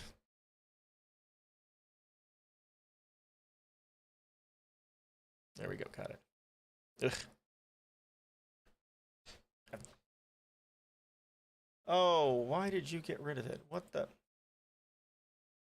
right, there we go. So we got it back. Let's go back down here. It's having issues. It wasn't moving. There we go. All right, so sorry about that. Computer not cooperating. Oh, and now my... Hold on. My closed captions aren't working. Oh, they are. Okay, I wasn't talking. Okay. Researchers think that air pollution may worsen the severity of symptoms rather than increase the risk of infection, although they say more research is needed. Okay, so makes the symptoms... Well, okay, that makes sense. If you have pollution in your lungs, it's going to make whatever symptoms you have worse because you can't breathe as well or your lungs are damaged from it and that sort of thing. Okay. This type of relationship was also the case with other viruses beforehand, said El Hassan. It's just more pronounced now because we're dealing with a pandemic and, of course, the symptoms of climate change are getting worse because of the wildfires everywhere. The other type of pollution included in the ALA report is ozone air pollution, also known as smog. This can impact health by causing inflammation and other damage to the lungs. Over time, this can impair lung function and increase the risk of premature death. Ozone forms in the lower atmosphere when other pollutants, usually nitrous oxides, and volatile organic compounds, VOCs, chemically react in sunlight. These other pollutants emitted from motor vehicles, power plants, factories, paint, consumer products, and other sources. Wow, this is really long. Okay, but it's good information. Good information for us to consume here. As a pediatrician, El Hassan is particularly concerned about the impact of air pollution on children. All of us have a right to clean air, but because kids' lungs are growing, air pollution actually reduces lung development, said El Hassan. So an adult who grows up in pollution has less lung capacity than an adult who grew up in clean air. And it might also increase the likelihood that you'll end up with asthma or something like that too. These kinds of impacts will be more severe in communities that have ongoing exposure to air pollution. People who are impoverished, specifically people of color. and people who are disabled, as we were kind of talking about before. Long-term exposure is linked to has been linked to health problems such as low birth weight in children, increased risk of fetal and infant mortality, impaired lung development in children, and lung cancer. When you have a situation where the same country or the same neighborhoods are experiencing high air pollution levels year after year, those people are exposed to continuously higher pollution levels, said Annenberg. That really has very serious consequences for public health. It does. And again, this all comes down to capitalism, not giving a flying fuck about people. All these people dying due to pollution is a negative externality that the businesses who are doing the pollution don't give a flying fuck about. They don't have to pay for it, right? It's a negative externality to them doing business. When we look at my blog post, The Tension Within Methods of Exchange, that's where this source really comes from. They maximize their profit. Like they say, they privatize the profit while socializing the expenses, right? Socializing, in other words, we as a community have to pay for the increase in healthcare costs by people who have to deal with pollution, right?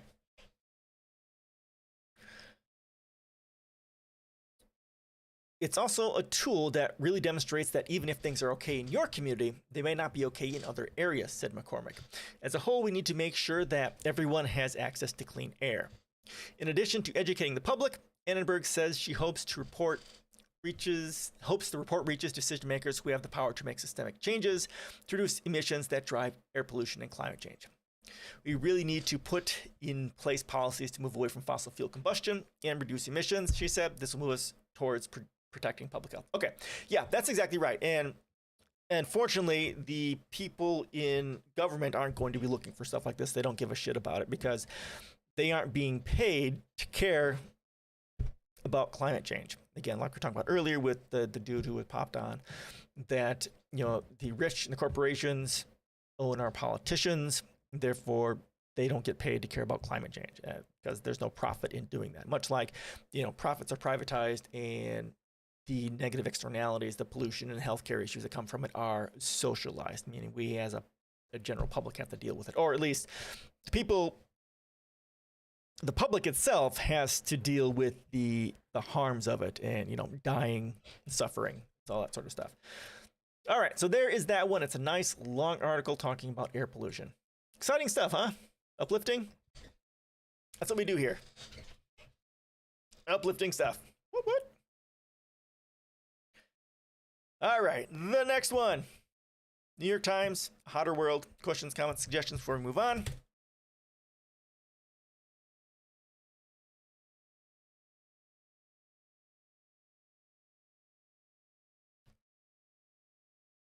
Ooh, one moment here.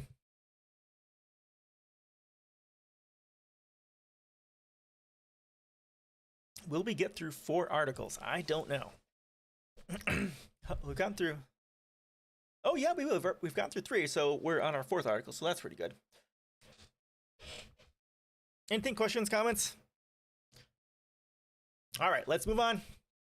A hotter world, climate change's effects are already unequal. In India? Yeah, New Delhi. Homeless people sleep in the shade of a highway overpass on a hot day in New Delhi last month. So you see a cow here, a bunch of people. So there's garbage in places. Yikes. Yeah, being next to the overpass isn't healthy either because of all the gas. I wonder if they still are using leaded gas. Let's check that. They probably don't, because I think there was a global treaty or something like that.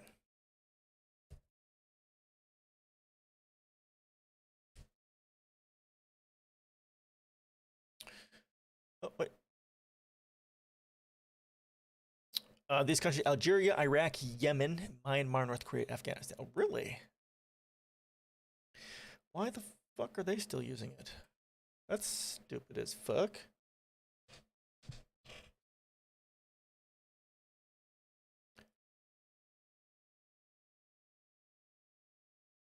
Yeah, this is another one of those things, right? Why are they still using it? And the reason, if there's economic reasons why they haven't, then the global community failed to allow them not to allow them to not support them in the transition away from leaded gasoline. Because leaded gasoline, it's we talk about pollution, right? A lot of these people in these countries are disproportionately cast into poverty. If you have leaded gasoline, that gives brain damage, and other horrible things from that, because lead is a neurotoxin or something like that. So that's not good. I'll throw this in here for you in case you want to look at that. That's not good. Some countries still use leaded gasoline. That's super mega ultra bad. So yeah, India isn't one of them, fortunately. All right, this is from June 2nd, so this is a little over a week ago. India has contributed little to climate change. Home to 18% of the world's population, it has emitted just 3% of planet-warming greenhouse gases. But India is suffering from climate change. It is happening right now. Over the past 3 months, a heat wave has devastated North India and neighboring Pakistan. Temperatures surpassed 110 degrees Fahrenheit. It is so hot that overheated birds fell out of the sky. And Gurgaon, India, and a historic bridge in northern Pakistan collapsed after melting snow and ice at a glacial lake released a torrent of water. Scientists say global warming almost certainly played a role in the heat wave, and rising temperatures stand to make unusually hotter weather more common, not just in India and Pakistan, but around the world, including in the US. Again, climate doesn't give a fuck about national borders, nor does pollution. Indians have responded by staying indoors as much as possible, particularly during the afternoon hours. The government has encouraged this, pushing schools to close early and businesses to shift work schedules. The measures have kept down deaths, with fewer than 100 recorded so far, an improvement from heat waves years ago that killed thousands. So another thing I want to talk about here is that when you look at changing our infrastructure, one thing we need to start shifting to, not just having entire, earth scrapers, a skyscraper that is inverted and goes under the ground, but shifting our infrastructure to be at least under the ground or earth sheltered, like an earth ship. Let me show you what this looks like. Building, right? Yes, like this. So this, having earth-sheltered homes, earth-sheltered buildings, helps to increase their efficiency, decrease the amount of temperature change, decrease the amount of energy required for heating and cooling, and it provides, especially if you have a green top like this, it increases the amount of green available in the world as well. So there's a whole lot of benefits to this. So they're shifting a lot of our buildings and our infrastructure to be like this. Will help a lot, especially in places like New Delhi, India, and Afghanistan, and other places where they are going to suffer from some of the largest spikes in temperature increases. Start putting your buildings under the ground so you can take advantage of this, and you could even start putting tunnels under the ground going from building to building, and that's something we really need to start doing to protect people. So there you go. Again, if you can go to my environmental policies and look at that and read about that. All right. But these measures have costs. Schooling time is cut short, so students learn less, again, because they're impoverished. They don't have access to virtual schooling. They only have access in person. People do not travel to their jobs, so work is less productive. The heat keeps some farmers inside and stunted harvests, so crop yields fell and global food prices increased. Social life is disrupted. Yeah, and again, when you look at this sort of a thing, we really need to start shifting all of our countries to be much more self-reliant as much as you can. Again, shifting to earth scrapers, buildings under the ground, having vertical agriculture under the ground, so that our countries can be more self-reliant, so that stuff like this doesn't happen.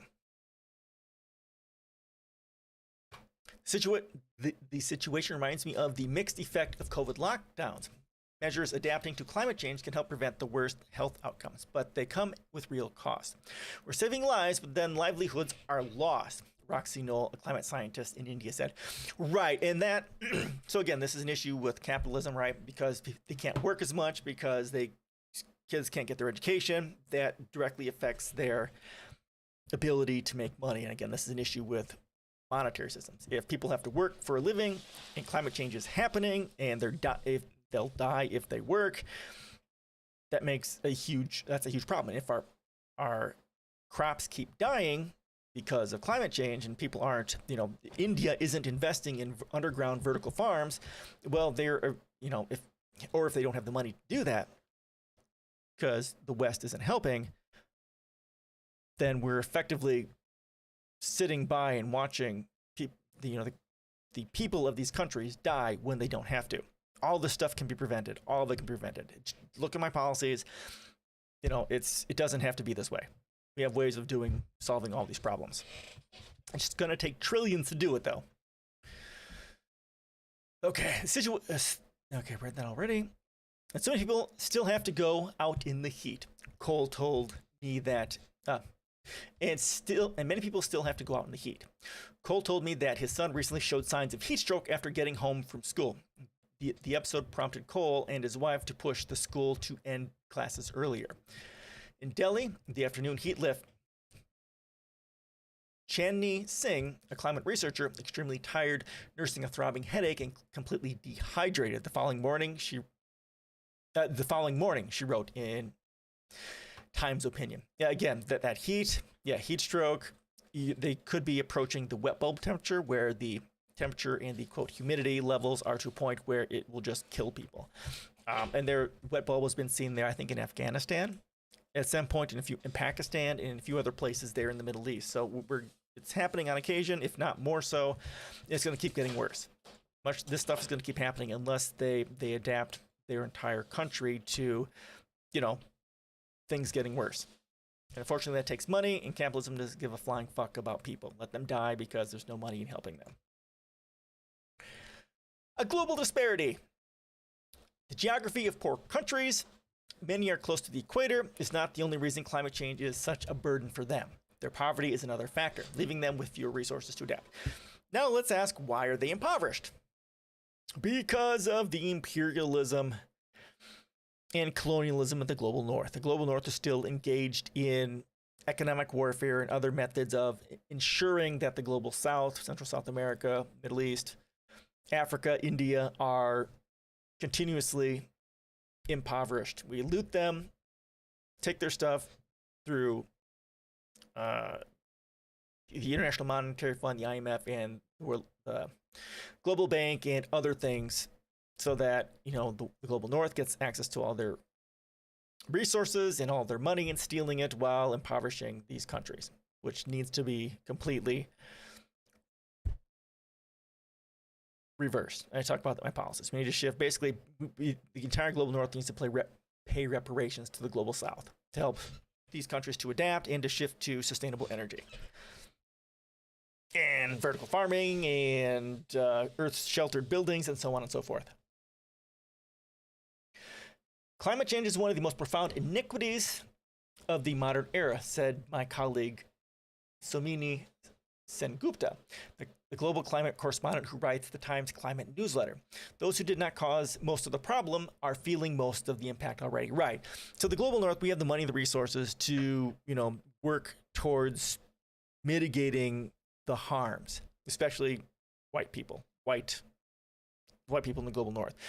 In much of the impoverished global south, Central South America, Middle East, India, right, Africa, who have suffered from the United States and the global north's colonialism, are impoverished, and therefore, because they don't have the money or the resources or the infrastructure to even begin to deal with the adverse effects of climate change, they are the ones who are going to suffer from it the most.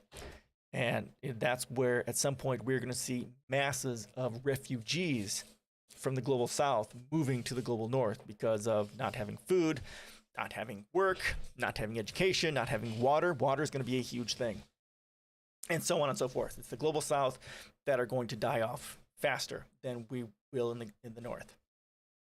It's the racism inherent to capitalism. It's the racism that is visceral to capitalism, playing out on a global geopolitical scale, geoeconomic scale, actually. There is a paradox to the climate crisis. Because India never fully industrialized, it has not released as many greenhouse gases as the US, European nations, and other rich countries. But because it has not industrialized, it also has fewer resources to adapt than the richer polluting nations. Exactly. So the United States is the largest historical polluter. And I would actually argue, if you take into account the military and the effects of the US's terrorist projects, that we are the largest contemporary polluter as well. But we need to have numbers for that. But, you know, the United States' military is the 45th largest polluter just by straight pollution. If you take that into account, with the United States being one of the largest polluters as well, the United States is responsible not just historically, but also currently for much of the global pollution. China's up there too, because they are, you know, they started going through the Industrial Revolution, but they are shifting to sustainable energy, which is good. Again, like right here, right? Because it has not industrialized, because we have been stealing their resources and infrastructure, and we haven't helped them shift to. So what it boils down to is the global North needs to help the global South to shift to first world status. Again, throwing them trillions of dollars to have the water, the technological infrastructure, and the other infrastructure, the vertical farm, sustainable energy, so that they can bypass the fossil fuel stage and go straight to sustainable energy and have advanced schools, all that sort of stuff. That's what we need to be doing to help solve this problem. Fewer than 10% of Indians have air conditioning. Holy fuck. Many lack reliable electricity, limiting their ability to use fans. The problem was especially bad lately with a coal shortage causing power failures. Again, they're still on fossil fuels. We need to help them shift to sustainable energy. That's the way it is. So yeah, they need to be, again, shifting to earth shelter housing. Underground tunnels would be good, getting from place to place. And then if they're looking for sustainable energy, people talk about solar and wind as some of the main sources of energy.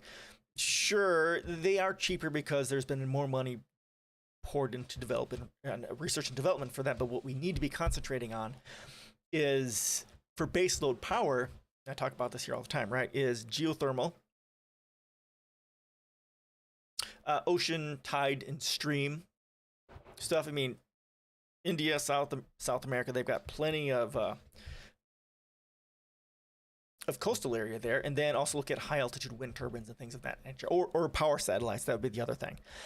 That's what they need to be concentrating on for baseload sustainable energy, and not as much of wind or and solar.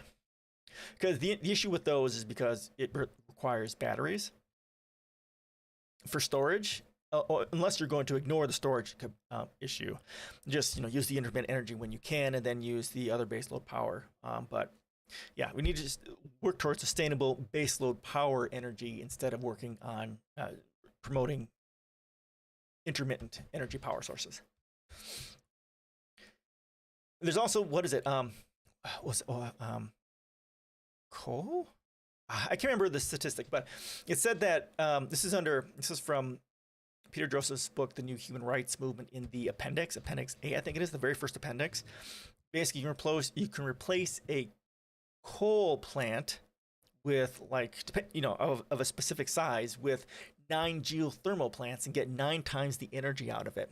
That's what they need to be doing, shifting to geothermal. And if the government subsidized that, they could have a huge jump in that and have much more sustainable energy, sustainable baseload energy, instead of coal as a fossil fuel. There is a tension here. To adapt, countries have to adopt modern technologies, but since these technologies often require planet-warming oil and coal, their use aggravates climate change and, consequently, extreme weather.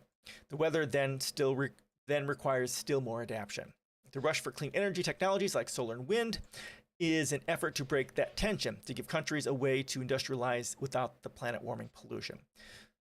With climate disasters already hitting much of the world, that effort is in a race against time to prevent more crises like India's.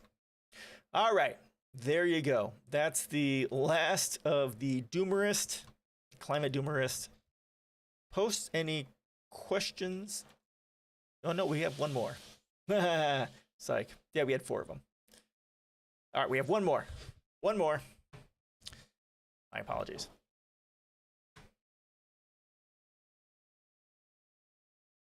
Let's move that up there. I haven't changed this for the last one. My apologies. All right, here's the next post. What are we at? 4 o'clock. All right, we've got 1 more hour. Questions, comments, suggestions? Before we move on. Anything? Anything, Seymour? Anything? Bueller?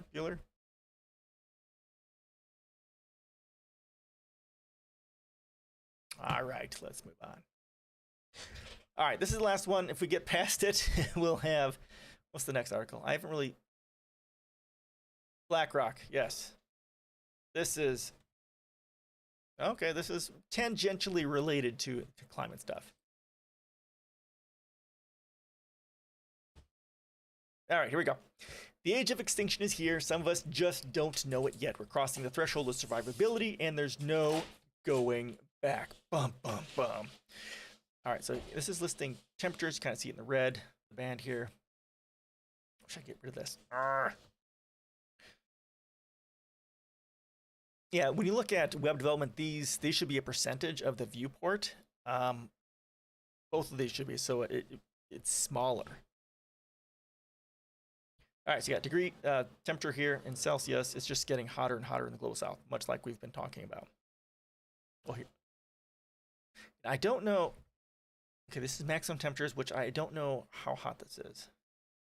100 and let's go here. 45 degrees, 45, 44 to Fahrenheit.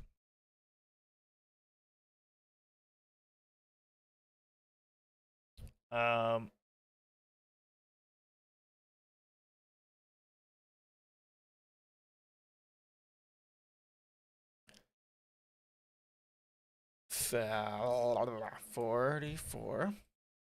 which is 111 degrees.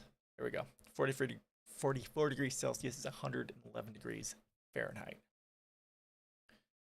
So that's what we're seeing here. 44, 45 for 112, 113. Yikes. All right. Why do you think people are a little freaked out by what I am talking about these days? I was asking my kid sis. She laughed. You're basically telling me it's the end of the world. It was the night of the eclipse. A red moon illuminated the sky. 300,000 years had gone by since our kind walked the earth. Or 400,000, depending on. I've seen as much 400,000 and as much as possibly 800,000 years ago. But, you know, it's one of those things. And now it would never be the same again. Let me try to tell you how I've come to think of the event, as I've begun to call it, the cataclysm, extinction, a different Earth. My friends in the Indian subcontinent tell me stories these days that seem like science fiction. The heat wave there is pushing the boundaries of survivability. My other sister says that in the old, beautiful city of artists and poets, eagles are falling dead from the sky. They're just dropping dead and landing on houses, monuments, shops. They can't fly anymore. The streets, she says, are lined with dead things. Dogs, cats, cows, animals of all kinds are just there, dead. They've perished in the killing heat. They can't survive.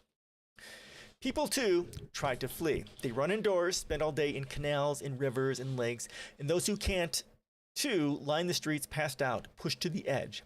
They're poor countries. We won't know how many this heat wave has killed for some time to come. Many won't even be counted. Okay, let's look at where this, okay, May 21st, so this is last month, about 20 days ago. That's important. Think about all that for a moment.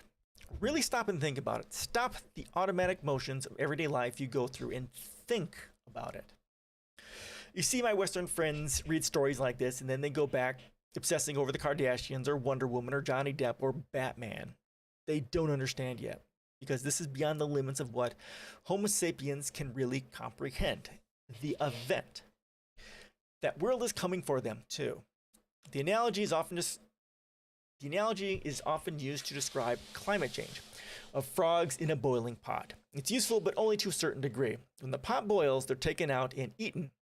We're in a boiling pot, and now we're at this stage where we're about to get taken out and eaten. This is when things start to get really, really bad, really, really fast. The way I've come to think of the event, a species that's been around for 300,000 years now, having altered the climate in ways that haven't happened for millions of years. Triggering an extinction event is this. Imagine a black hole. Humanity's lined up before it. Everyone has to march through. Some are at the front of the line. They're reaching the other side first. Some are at the back of the line. They're still laughing and joking, pretending, maybe. Nobody hears much from those who've gone through because, well, it's a black hole. But on the other side, nothing is ever to be the same again. This is where we are now. We are at the threshold of the cataclysm. Some of us are now crossing over to the other side of a different planet, one that's going to become unlivable. This isn't going to happen, or might happen. It is actually happening now. Those are my friends, for example, in the Indian subcontinent, where eagles are falling dead from the sky, where the streets are lined with dead things. Extinction, the event. You can literally see it happening there. They are the first ones through the event horizon, if you like, the lip of the black hole. They are canaries. They are canaries in the coal mine. My Indian and Pakistani and Bengali friends, they are on the other side and are experiencing the world in the event. And that world is coming for us all. I don't use the words climate change to describe any of this because, well, they're inadequate. The way that we tell that story has led to a kind of shocking sense of apathy and ignorance about the reality of what we face. People read the science and think that if temperatures rise by 1 degree, 2, 3, what's the big deal? Haha, who cares? That's not even a hot day. Wrong. Grizzly Bear, I'm good. How you doing? Welcome, welcome. We're about to finish our last climate doomerism post. We've gone through three of them. Here's what we're reading currently. Very good. It's kind of warm here. It's a little bit warm. It's a little more humid than warm today. But I'm doing okay. Doing okay. How are you? How's your week?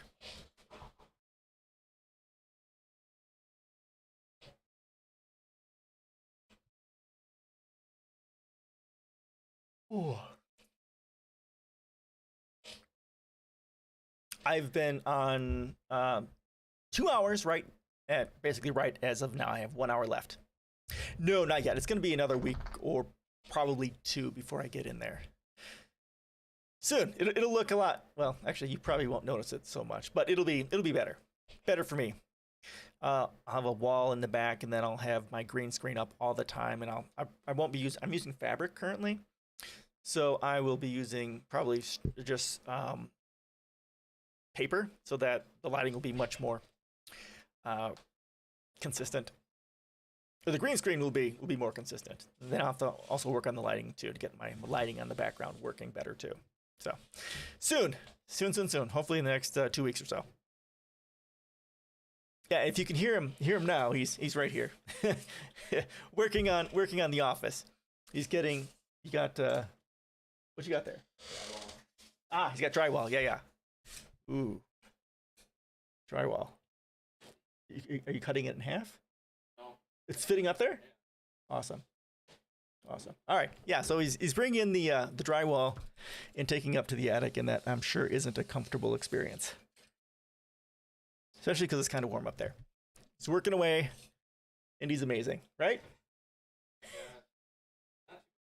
Oh, really? Oh, cool. Good. Yeah, it's kind of warm up there, but he said it's not too bad today, which is good because when it first started, it was really hot. I was like, yeah, construction jobs are a lot like that, and it's definitely not my thing. If I don't have air conditioning, I'm going to die. But he's working at it, and it's gonna be awesome. It is gonna be awesome. So hopefully the next week or two. I'll be up there. Yes. So, yeah, that's not yet. So how are you? Did your week go okay? My week was pretty good. I was facing, God, I've got an existential accessibility crisis at work. And it's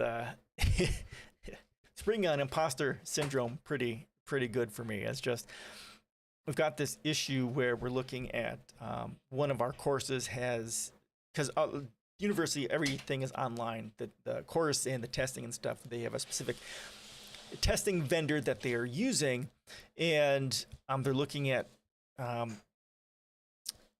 like the test is how they, it's not a test, it's task assessment. They're looking at like your homework. It's like if the homework page is all HTML, which is good, and just need to improve the accessibility of that a little bit, and it'll be pretty good to go. But they're looking at creating alternate, like a PDF, which is much more colorful and organized, more like an infographic, or PDF, and seeing if that can work for some people as an alternate format for stuff. And so I'm trying to figure out, like, so the difference between primary content, alternate content, alternate content, alternate formats, and accommodations. So I can't really solve this problem until I figure out the definitions of these words, because I'm not sure what the word or the PDF file, what it is, and what the accessibility requirements of that are. So I'm kind of like, oh my God, how do I solve this? I don't know. So yeah, that's my week. Other than that, it's been, my week has been pretty good at work. It's been good. Great people, challenging work, good stuff.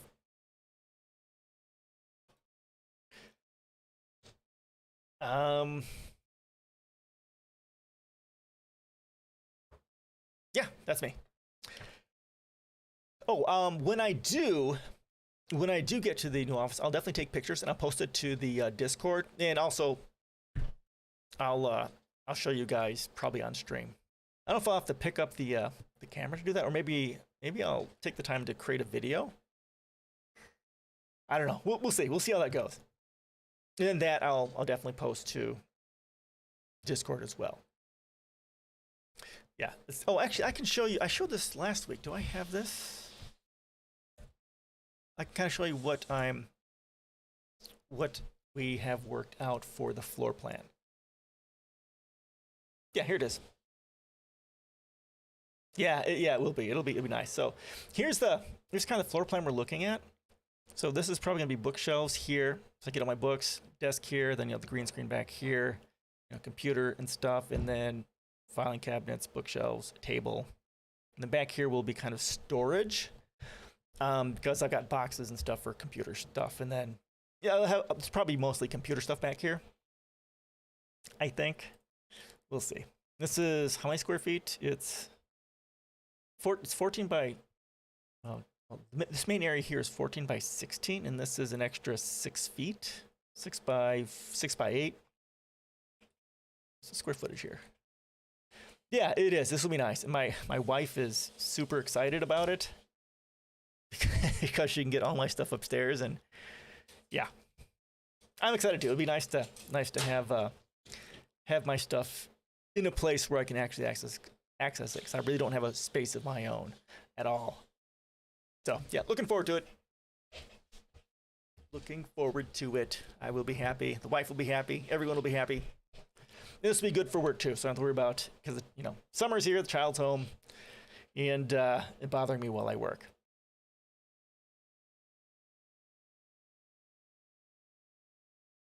Yep. Yay! Actually, I'll post this to Discord too. Hold on, let me throw that in there. Oh, actually, you guys can't access it. I'll take a. Actually, hold on here. I'll take a picture. I'll throw it in there.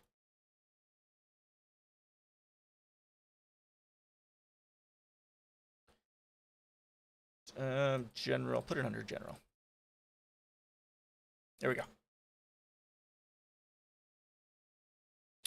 Yeah, she was actually good today. I don't even know who she is anymore. She helped us move stuff because we're moving in our flooring from our yoga studio, which our yoga studio a few years ago had some water damage, so we had to replace the flooring in there. So we have some of the flooring that wasn't damaged. So we brought that from the studio here because in the next week we'll probably be adding flooring, and she helped without any problems at all, which was strange. And then she also helped. She went and picked up the stuff from the floor so I could vacuum with no problem. So it's a strange day because she's listening, and it's nice, no drama. So it's good, so good. Ever growing and changing, yeah. I hope that's a good. Hope that's a trend that she'll keep, but I don't know. We'll see. Every day is very different. Some more different than others, like today. Woohoo. Yeah. A lot of her friends have gone and they're gone and doing things. They're like, several of her friends have gone out of state, and one has COVID for the third time. So doesn't have a whole lot of people that she can play with right now. So she's playing with friends on Lucy. Oh, you're on YouTube. How you doing? Hey-o! I'm Free Xenon. I do leftist politics. I blog about politics. This is my blog here. I also have my own policy site. How are you doing today? We're covering we're finishing the last of our climate doomerism stuff. I cover the 3 C's, climate change, capitalism, and coronavirus mostly. And then we also do some tech stuff. A lot of future tech, especially sustainable energy stuff. This is the post we're reading through right now. How is Lucy?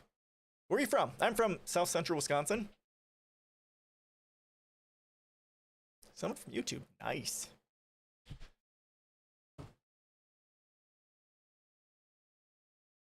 Let's see what that says. Do I have it here?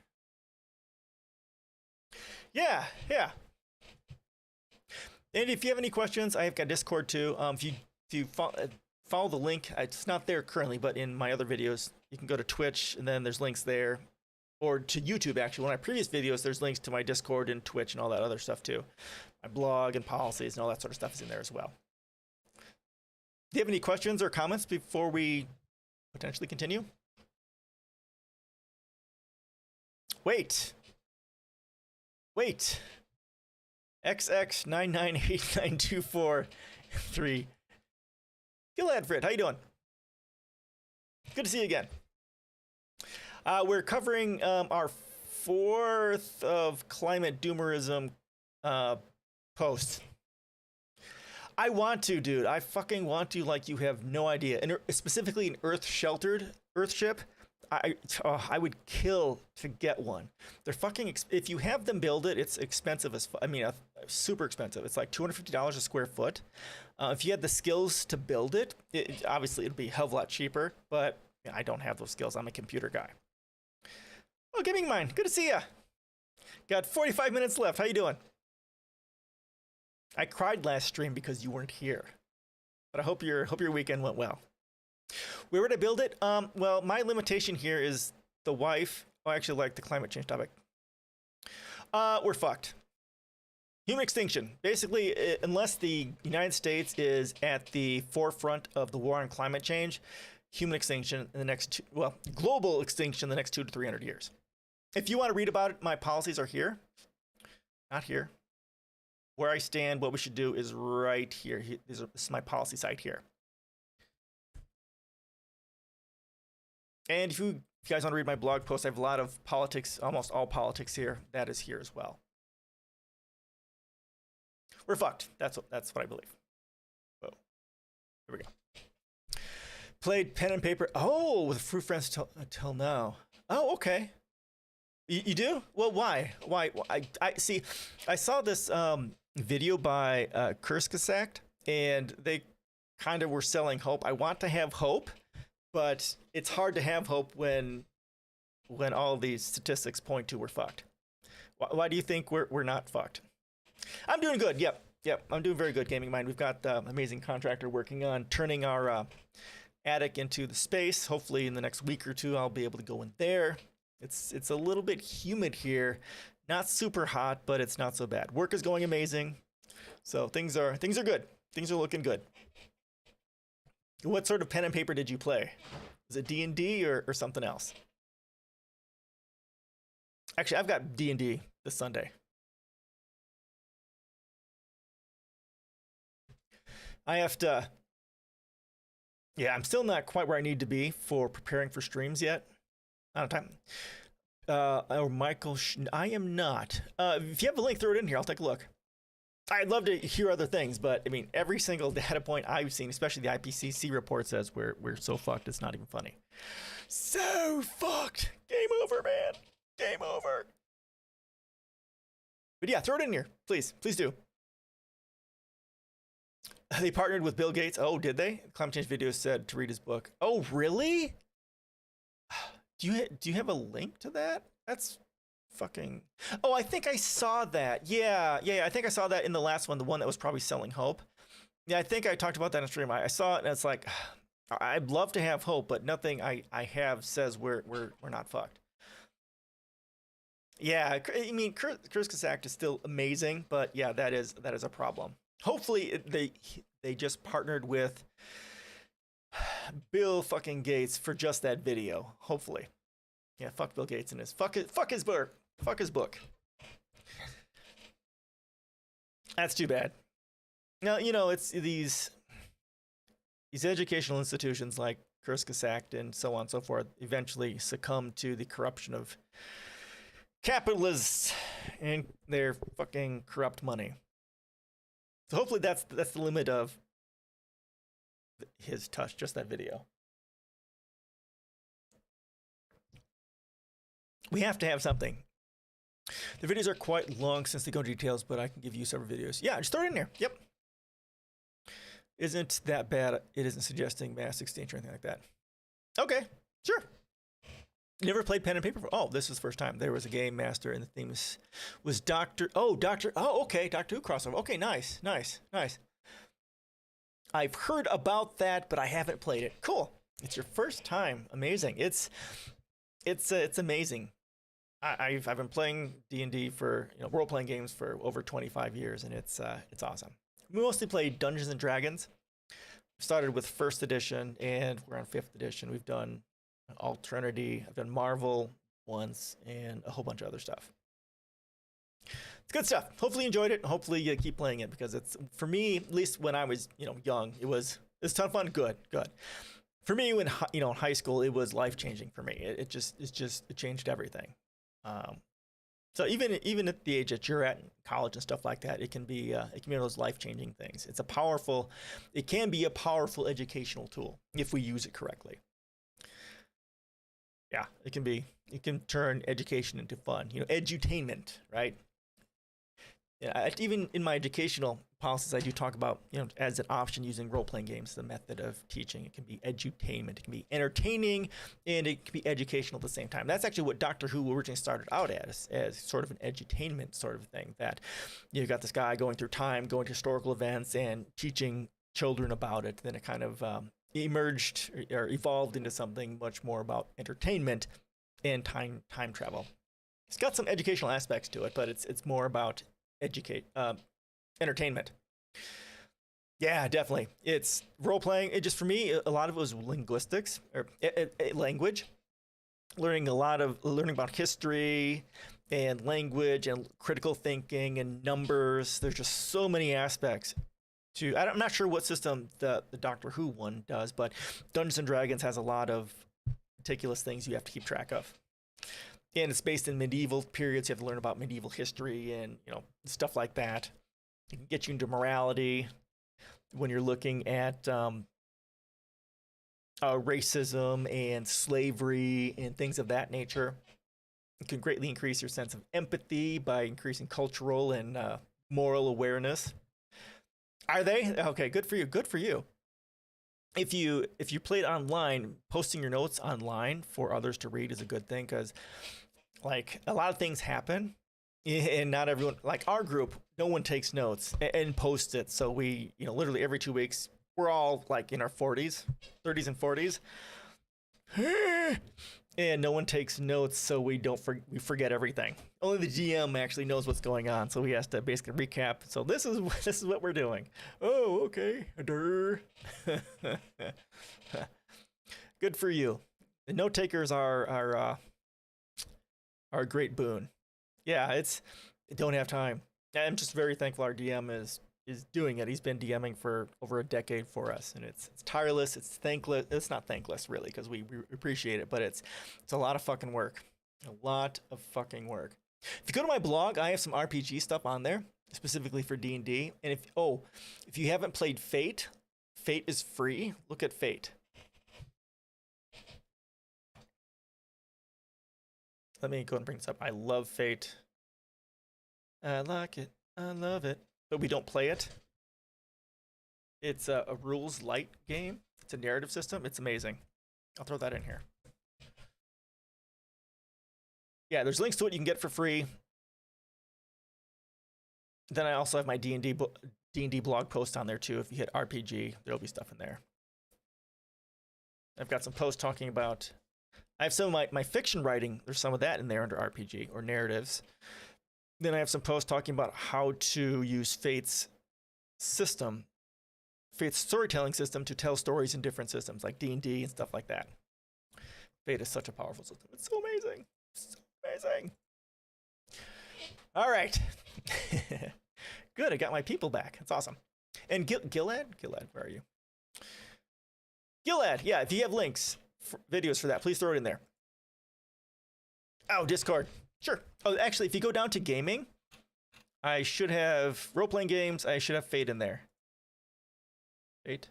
Come on, open up. Yeah, Fate is in there, and so are my Fate posts, and a bunch of stuff is in there too. Yeah, you can check it in there. That's right.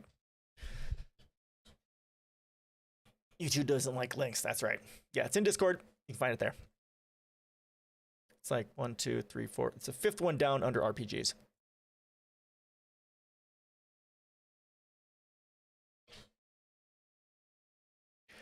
And if you, what do I have down there for D&D? If you want to look at D&D, do I have anything in there? No, not something directly. If you want to learn, they have a website that you can go to, and it has a free character builder. D&D Beyond. You can check it in there.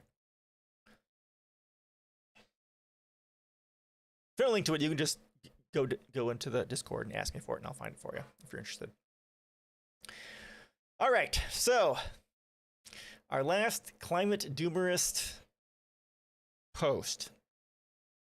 Let us continue on. If does anyone else have any other questions before we move on? We've got about a half an hour left.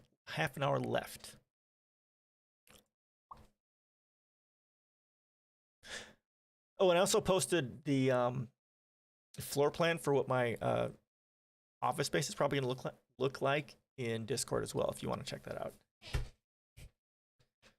All right, here we go. Let's move on. I'll throw this in chat again too, so you can find it. This is the post we're going over, and I will tonight do my usual thing, putting the collection of links that we covered in Discord and into Reddit as well. Oh, and also in this in YouTube's description as well when I get done with it. So I'll do all that tonight too. All right, so I'll go here to the top of this paragraph. Now this is talking about, this is the age of extinction is here. Some of us just don't know it yet. Yeah, and this is, again, I talk about this stuff in my policies. Is that where it is? Oh, I forgot which one we were on. Okay, nope. Nope, go back. Son of a bitch, go back up.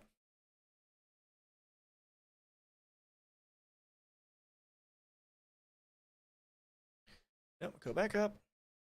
Okay, here we go. So, I don't use the words climate okay. Did I read that one? I know I read it.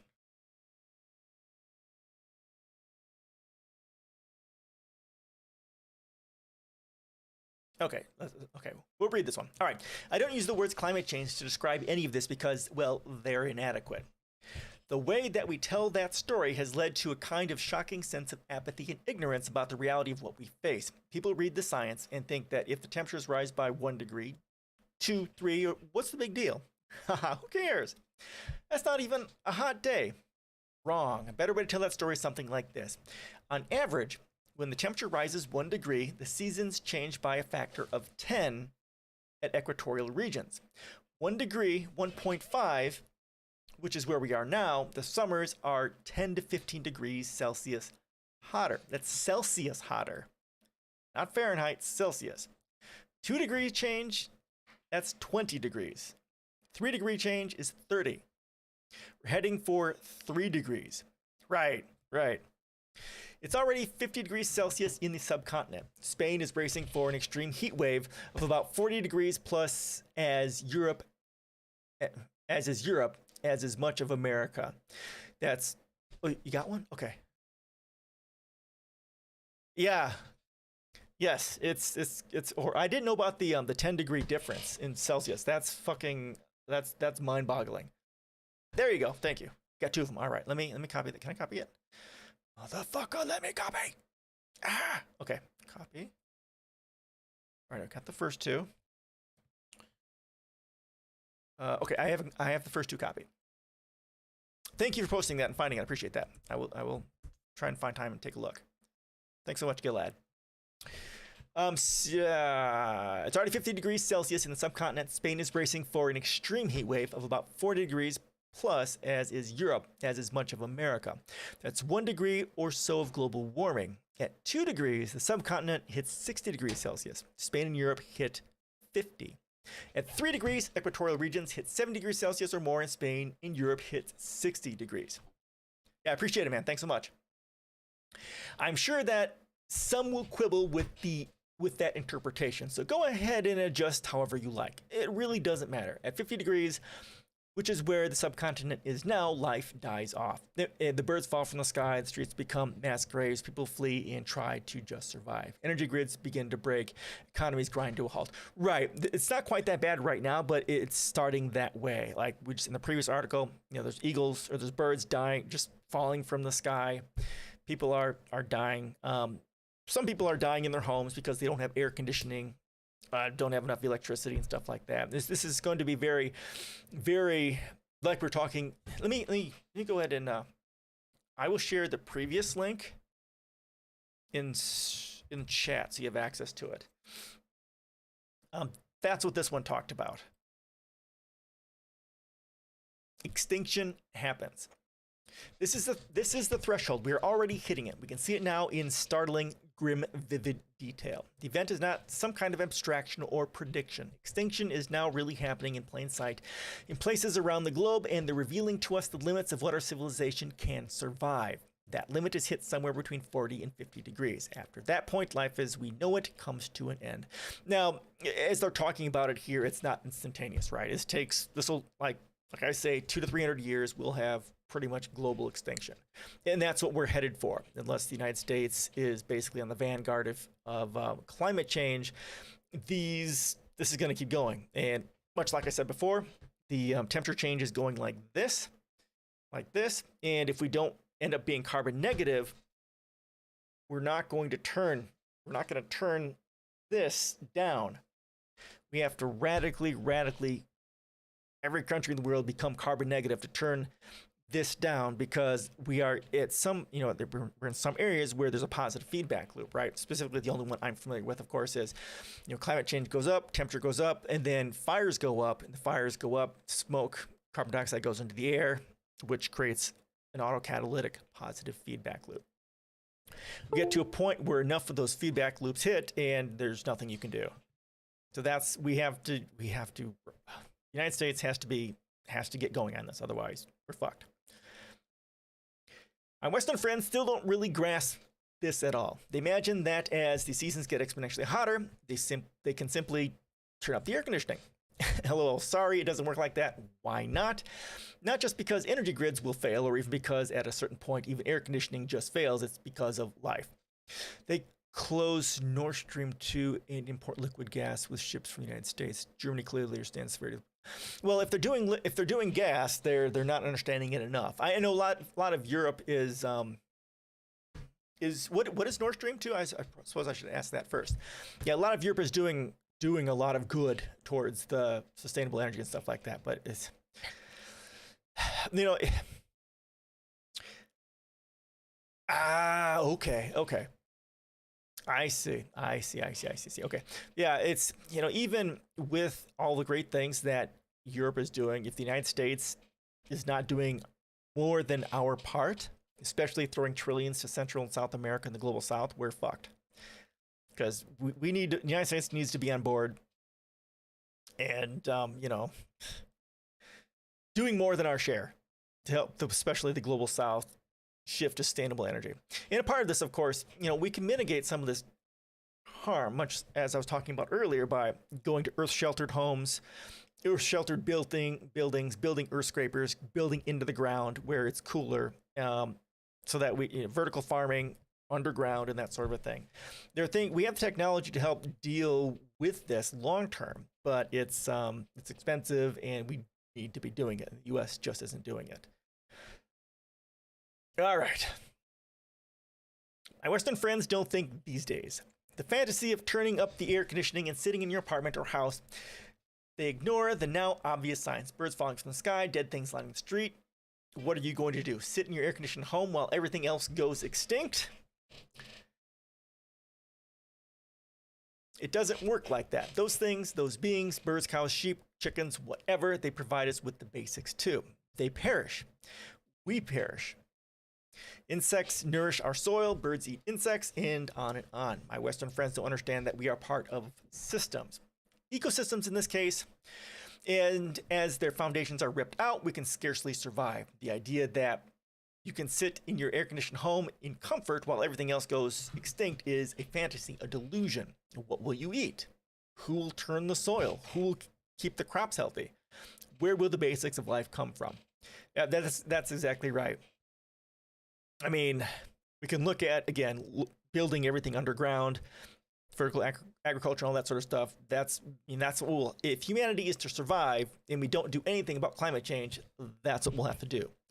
Earth scrapers, in the ground, sheltered, really did rot some people's brains, as if we don't utterly depend upon systems. Yeah, that's exactly right. And my tension within Methods of Exchange post talks all about that. I know you guys are tired of hearing about that, but that's really it. It's the capitalism promotes toxic individualism and toxic tribalism, and it makes it very difficult because of the toxicity of the individualism and tribalism that is inherent to capitalism.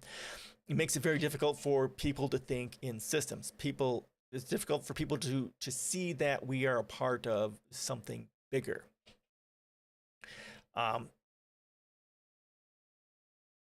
Yeah, it's that the 4 degrees of separation that I talk about.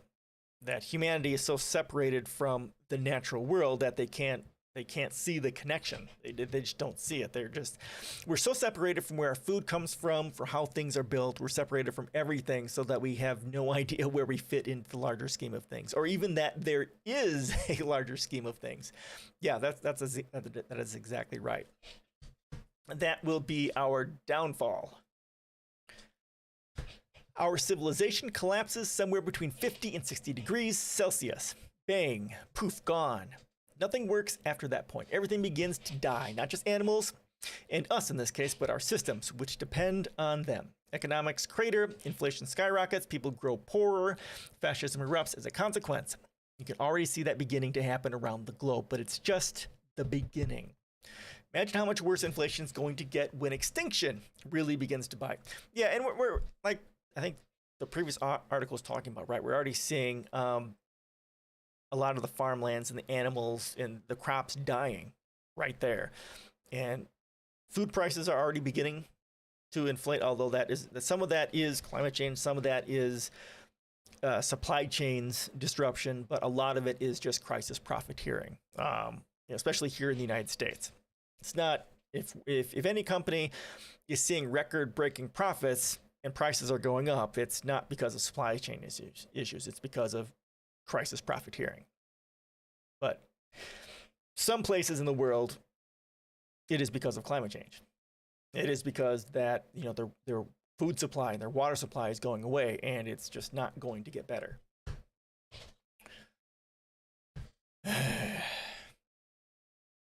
Everything fails at the threshold we are now reaching. Our civilization doesn't survive it. Democracy has its throat slit by fascism and theocracy. As people, afraid, angry, desperate, turn to fundamentalist religion and authoritarian brutality to give them answers or just a meal. Yeah, when my post on religion, I talk about this sort of a thing a little bit. When people are desperate and afraid, they look to religion for answers. It's because they can't explain things, they want hope, and religion is a way to do that. And fascism is what monetary systems is. All countries, all societies which use money are inherently fascist. It's just about how much. Europe is doing better with that. The United States and many other countries aren't doing well with fascism because they are very strongly fascist, because the higher level of inequality you have, the more fascist it's going to be. But even Europe is very much a conspirator with the United States, one of the largest terrorist organizations in the world, one of the largest fascist organizations in the world. The Europe benefits from the US's colonialist and fascist works across the world. And the European countries don't really have the balls to stand up to the United States. If they did, things probably could change drastically. If Europe collectively stood up and told the United States to go fuck itself and either become a part of the global change to save humanity from extinction and the war on climate change, or sanctions, then maybe something would change. If Europe doesn't do that, then nothing is going to change. They need to get the balls to put the United States in its place. Otherwise, yeah, I don't know how else that the United States is going to change. The United States isn't going to change by itself because we are a corporal plutoligarchy. There's no reason for us to save humanity from extinction. There's no money to be made in it. Capitalism doesn't give a flying fuck about extinction, about people dying, about no water, no food, because there's no profit in doing the right thing. Yeah, there we go. Economies become mechanisms for basic survival, not opportunity or prosperity. Society and community are destroyed by the bitter every man for himself quest for self-preservation. This is the world we're heading into, and you can see it now spreading from America to India to Europe and beyond. Not with how things are now, when there's media talking about things like hate against America is increasing. Here's all the reasons why this is big. Oh, really? Oh, yeah. So capitalists will do that, right? Yeah, newspapers are owned by corporations, so therefore they're going to support capitalism. The United States is the largest purveyor of capitalism globally. Yeah. Oh yeah. That's I'm not expecting that to ever be a thing. It's just, I never thought about that aspect of it, actually. Yeah. So capitalism will have a self-preservation aspect, and that's what that will be through the media. Interesting. Yeah. I that just makes it even more bleak. Fucking balls. Okay, well, things just got more bleak. Because all the media is owned by corporations, and as self-preservation for Europe. No, it's good. We do Doomerism here, so that's just the way it is. Corporations don't care about climate change, don't care about people dying, because it's a negative externality to them, right? As long as they make profit in the short term, because corporations care about the short term. And right now, if media in Europe doesn't support the United States, they could get sanctions directly or indirectly from the United States. So that's and plus the media in Europe not supporting capitalism strongly, at least in some form, doesn't help short-term profits in Europe. Now, Europe does have more long-term views of things, because some countries there are leaders in sustainable energy, in climate change, and that sort of a thing, but which is good. But that only goes so far when the system itself has a method of it has politics and media as a way of engaging in self-preservation, in the preservation of capitalism itself. Yeah, literally media policies that you have to sign at some media houses, like we support Western values, we support Israel. Oh yeah, Die Welt, for example, which is owned by Springer SC. Oh wow, Springer Strong. Okay, wow, that's fucked up. Yeah, there was some. I can't remember who it was. Maybe was it Abby Martin? I don't know. There was someone in the U.S. that went somewhere in the U.S. I could swear to God it was a university, and they had to sign a pro-Israel thing in order to go there. And I think the person sued, and then they won that. Wow, that's crazy. That's crazy, dude. That's fucking crazy. Yeah, I expected it here in the United States, but I wasn't expecting it quite so much in Europe. Fuck, dude. Ah.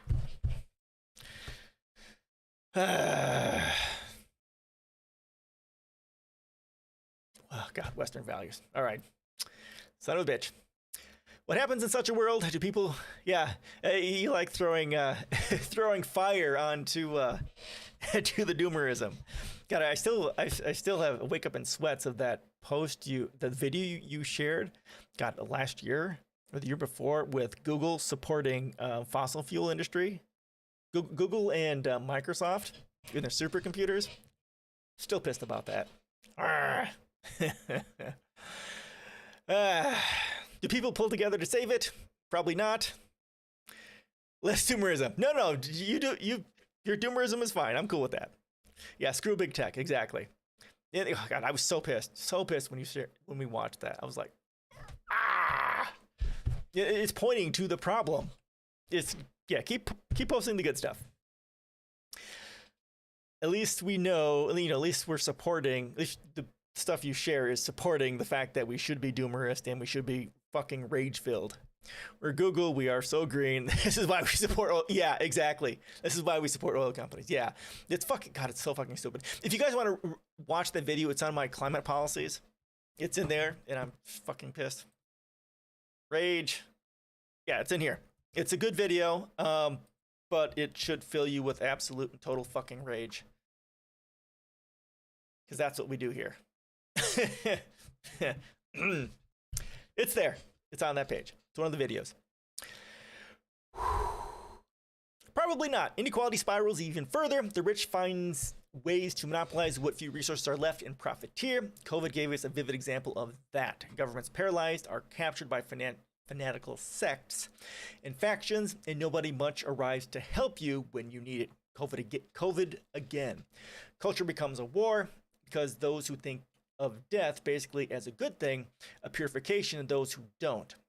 Think of America's bitter culture wars. What happens in such a world? Society turns predatory, regressive, eats itself, which is what civilization collapsing is. Yeah, and this is exactly what it will be under capitalism. Because capitalism is tribalistic. It's competitive. As long as we don't share what we have of global resources for all of humanity, share it for the benefit of all of humanity, they're exactly right. Society collapsing will be a dog-eat-dog world, and we'll all fucking die because of it. That's why, here we talk about resource-based economies, that if we're, as long as we are a competitive species, we're fucked. But if we shift to a more collectivist worldview and we shift to cooperating, sharing, we could possibly save humanity from extinction. It's either collectivism, it's either sharing, or it is extinction. It's that simple. And I still don't see a way this is going to happen. If you want to read kind of a little bit about this, I talk about that in this post here, how a resource-based economy might come into being.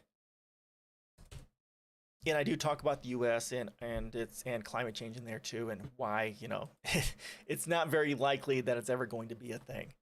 But it's there if you want to get my kind of idea on there. That is a 19-page post.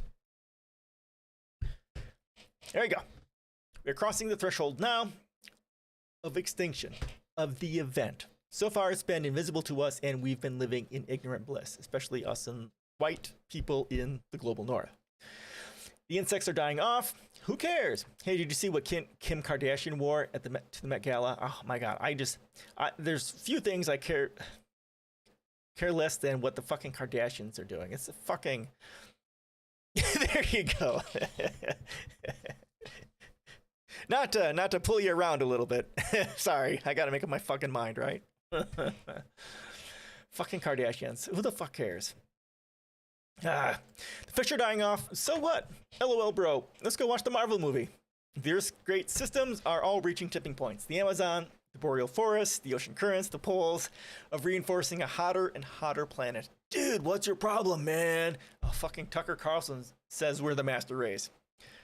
The Will Smith, yes, the Will Smith slap stayed in the media cycle for so freaking long. Yeah, climate change, who cares? Yeah, that's exactly right. I mean, it's part of those things happening is just a distraction from the stuff that matters. I mean, we in the global north have the ability to go, just like they're talking about, right? We're, in a sense, ignorance because of our we have a level of ignorance because of our affluence, because we don't actually see the change or feel the change as much as the global south will. Yeah, the slap, the Depp and Heard trial and other stuff. I mean, who fucking cares? Human extinction is, the fucking freight train of human extinction is here. Ugh.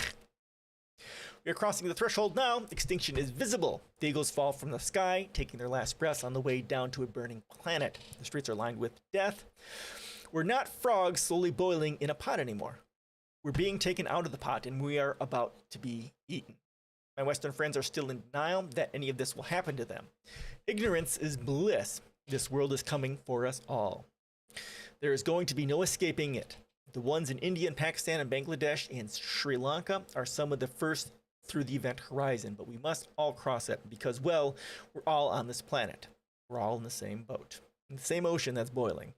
Extinction is something that happens to a planet. That doesn't mean my usual caveats that everything dies off. It means it in the way biologists use the term, a mass extinction, in which many, many things do. Life resets itself probably in new ways. After us comes a new Earth. 300,000 years of us, barely the blink of an eye. Life will survive, but our civilization won't. The event, the time in between civilizations will be a dark age. You can see that dark age falling now. It's in every bird falling from the sky, every animal dropping dead from the heat, every democracy being shredded by lunatics. In all the deaths we will never count. Our systems, all of them, economic, social, political, are beginning to fail. Because, my friends, this is the extinction. Some of us just don't know it yet.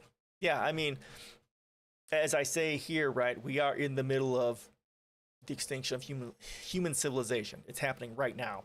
It's just happening at the speed of climate change, which people can't see, people can't understand because of, systems thinking like we were talking before. It's happening. We're all gonna fucking die. And much like you said, yeah, some life will survive, and some life will survive. We're just not gonna be part of it because we rely so heavily on a large amount of what the environment provides. Water, animals, plants, and all that. Most of that stuff is going to go away. And basically, when the bees really start going out, that's when shit is really going to hit the fan, because a lot of our food is going to go away. Global starvation, it's going to be bad. Super bad. All right, we have 8 minutes left. How long is this one? Okay. Not too long. Not too long.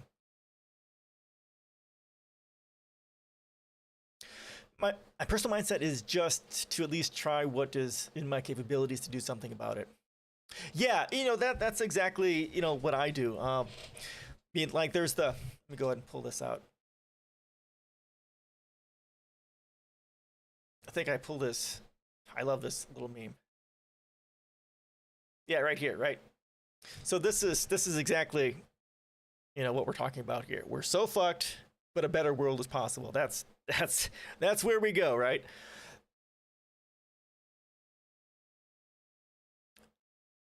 Yeah, me too. This is the perfect encapsulation of my stream. We're fucked. We're going extinct, but here's my policies about what we can do about it. There's a chance we could save humanity and a lot of the life on this planet from extinction, but we have a shitload of stuff to do. Yeah, this is it. And yeah, for me, I tried doing my part, which is, blogging, my policies. I'm out here on Twitch trying to help people, understand this and get educated and try and, motivate them to try and do their part. We all have our part to play in trying to save humanity from extinction, but we just have to realize that it's a thing and try and do our part. Getting people educated is getting people aware and educated and being willing to act is the hardest part.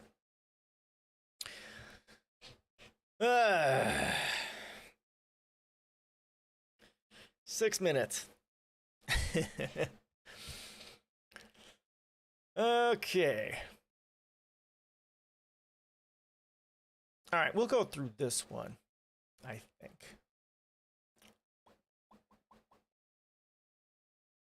All right, U.S. banks and asset managers fueled Russian oil for years. Now they're silent on Ukraine. With oil, okay, I gotta change the stuff. God, I'm so out of practice. It's been so long. So long. What am I doing? I'm changing this here.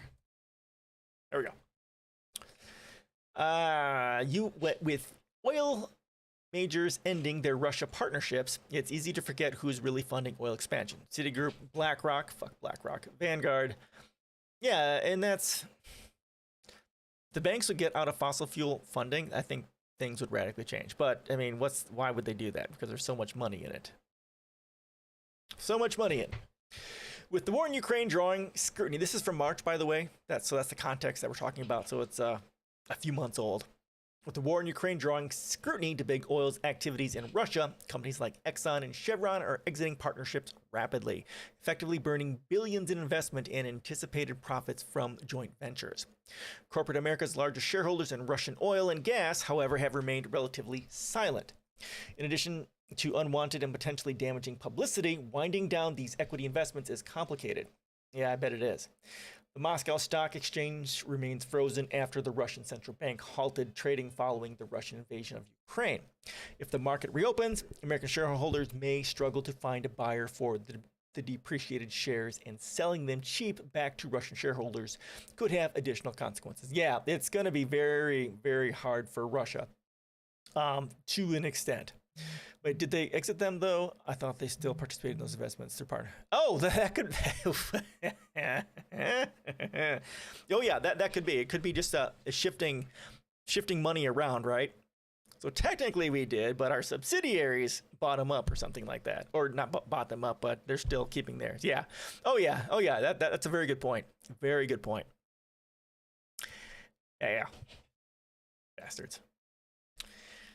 The biggest private investors in Russian fossil fuel expansion, second only to Russian government itself, are U.S. mega banks, asset managers, and investment advisors like Citigroup, Goldman Sachs, Vanguard, and BlackRock. Arrgh. Together, the 10 biggest U.S. stakeholders in Russian oil and gas ventures like Gazprom, Novatek, Lukoil, and Rosneft own shares worth more than 18... What was that sound? I don't know. The investments were own shares worth more than $18 billion. The investments were worth vastly more before the Ukraine war effectively froze Russian capital markets. Oh, okay. Not to read a possible source. Oh, okay, cool. Thank you. U.S. financiers' involvement in the Russian oil trade lays bare the volatility and potential systemic risks posed by assets whose value can skyrocket or plunge on the whims of a dictator. They also show how individual investors' retirement holdings and pension funds can quietly support operations that are ruinous both environmentally and politically, even if those funds are managed by outfits like BlackRock that claim to be environmentally conscious. Yeah, and so when you look at something like this, that you'll find that, of course, once people are divesting of this sorts of things and their stock drops and the company eventually goes bankrupt, or it hurts their economy significantly, there's going to be this kind of cascade. Yeah, I know, right? That's fucking funny. BlackRock environmentally conscious. Yeah, it's just ridiculous. so that like when something like this happens, like in Russia with the sanctions, it's going to affect their economy, and there's going to be this feedback loop, which will help wreck the economy and help wreck people's lives and increase poverty and all sorts of other things. And this is going to keep happening as banks or companies are ripping out investments in there, and it's just going to hurt lots of people unless it's done properly. Which my policies do talk about how we can do that.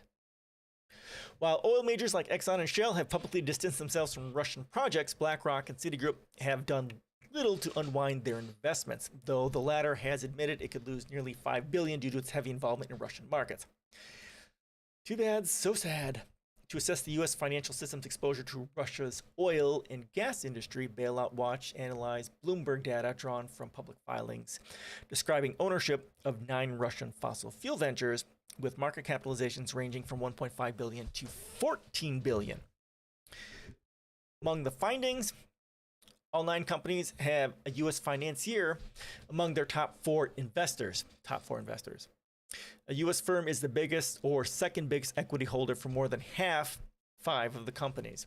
Citigroup is by far the biggest player with holdings worth $8.8 billion, thanks to its status as the single biggest investor in Luke Oil. Asset manager Vanguard, second biggest U.S. investor in Russian oil, $2.4 billion, holds the broadest stake in the sector. It is among the top 5 owners of 7 of the 9 companies analyzed, and the second biggest owner at 3.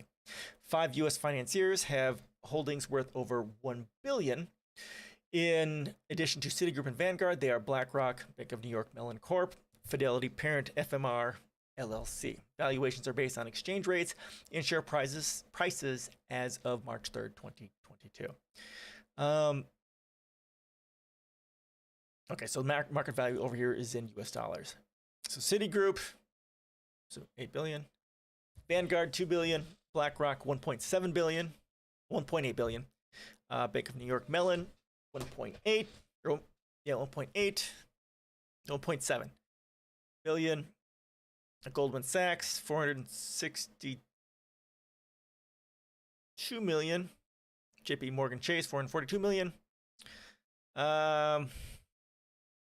Anything interesting in here? Neuberger Berman Group, $10 million. There's a lot here. Holy crap, a lot. Wells Fargo, $2 million. Thrivett Financial for Lutherans, $1 million. Guggenheim Partners, $900,000. Okay, there's a lot here. Holy crap. 10 largest Russian O&G corps, oil and gas corps by market cap. Okay. They've dropped, is this percent? Yeah, percent.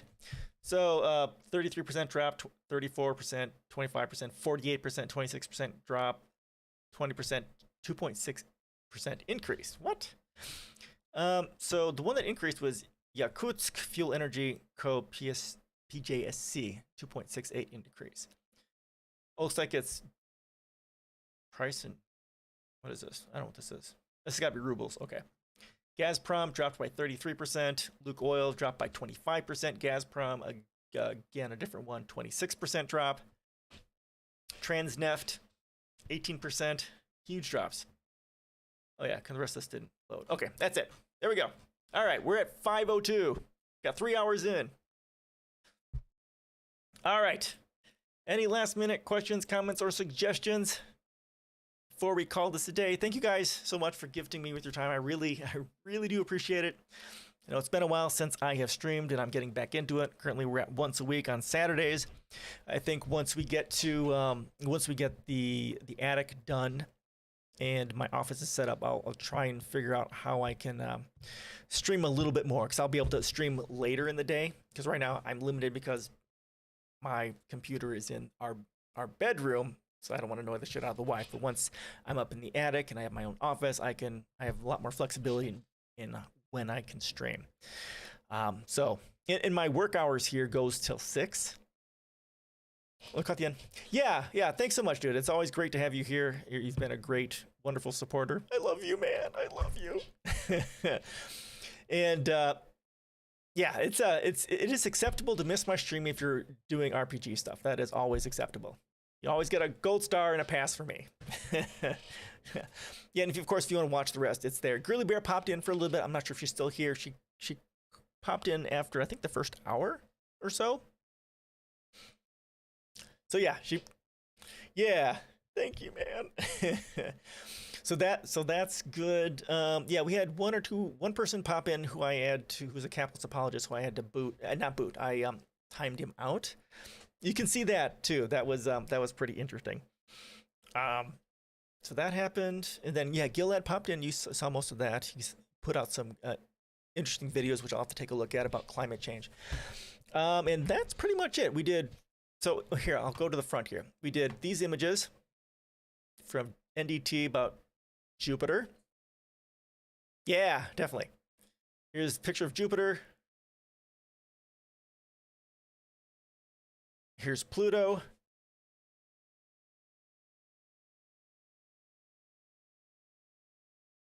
And then we watched this video of Abby Martin talking at the Democracy. That's NDT. Yeah, NDT. Oh, motherfucker. You're right. I didn't notice that. Son of a bitch. Good catch. Yeah, it's the real Neil or something like that. The real Tyson or something like that is his normal handle. Oh, good catch, dude. Good catch. Good catch. And this short video by Abby Martin's talking. What is it talking about? The economic warfare engaged by okay. The economic warfare by the International Monetary Fund and the World Bank and stuff like that. If I can get the full video, I want to watch the full video of this, of what she talks about. I got to find this because Abby Martin's amazing. And then, yeah, we've got this post here on long COVID and disability. Then we got a bunch of climate doomer stuff. And then you caught up with us here and here. I will today take the time to put the links to this stuff in Discord and in Reddit, in case you want to see what posts we went over. I didn't do last week, but I will definitely do this week, just so I get back into the swing of things. So, yeah, there we go. Any last comments? Questions, comments, or suggestions for calls today? I gotta go vacuum, and before my wife kills me, because it's been 3 weeks since I vacuumed. I've done half of it. Just have to do the other half. Yeah, there we go. Yeah, if you're new to my channel, if you're on Twitch, my links to follow me are down below. Discord, blog, policies, Twitter, Facebook, Reddit, all the other places are down there. Right now, I'm only streaming on Saturdays. I will add more times later on. Yeah, thank you for showing up. Thank you for playing role-playing games. So yeah, everyone, have a great week. Stay COVID free because it's still a fucking thing. And we will see you next Saturday. And yeah, thank you guys for gifting me your time. Thank you. Have a great week. Bye-bye. I can't even close properly. I feel like such a freak. Have a great week, guys.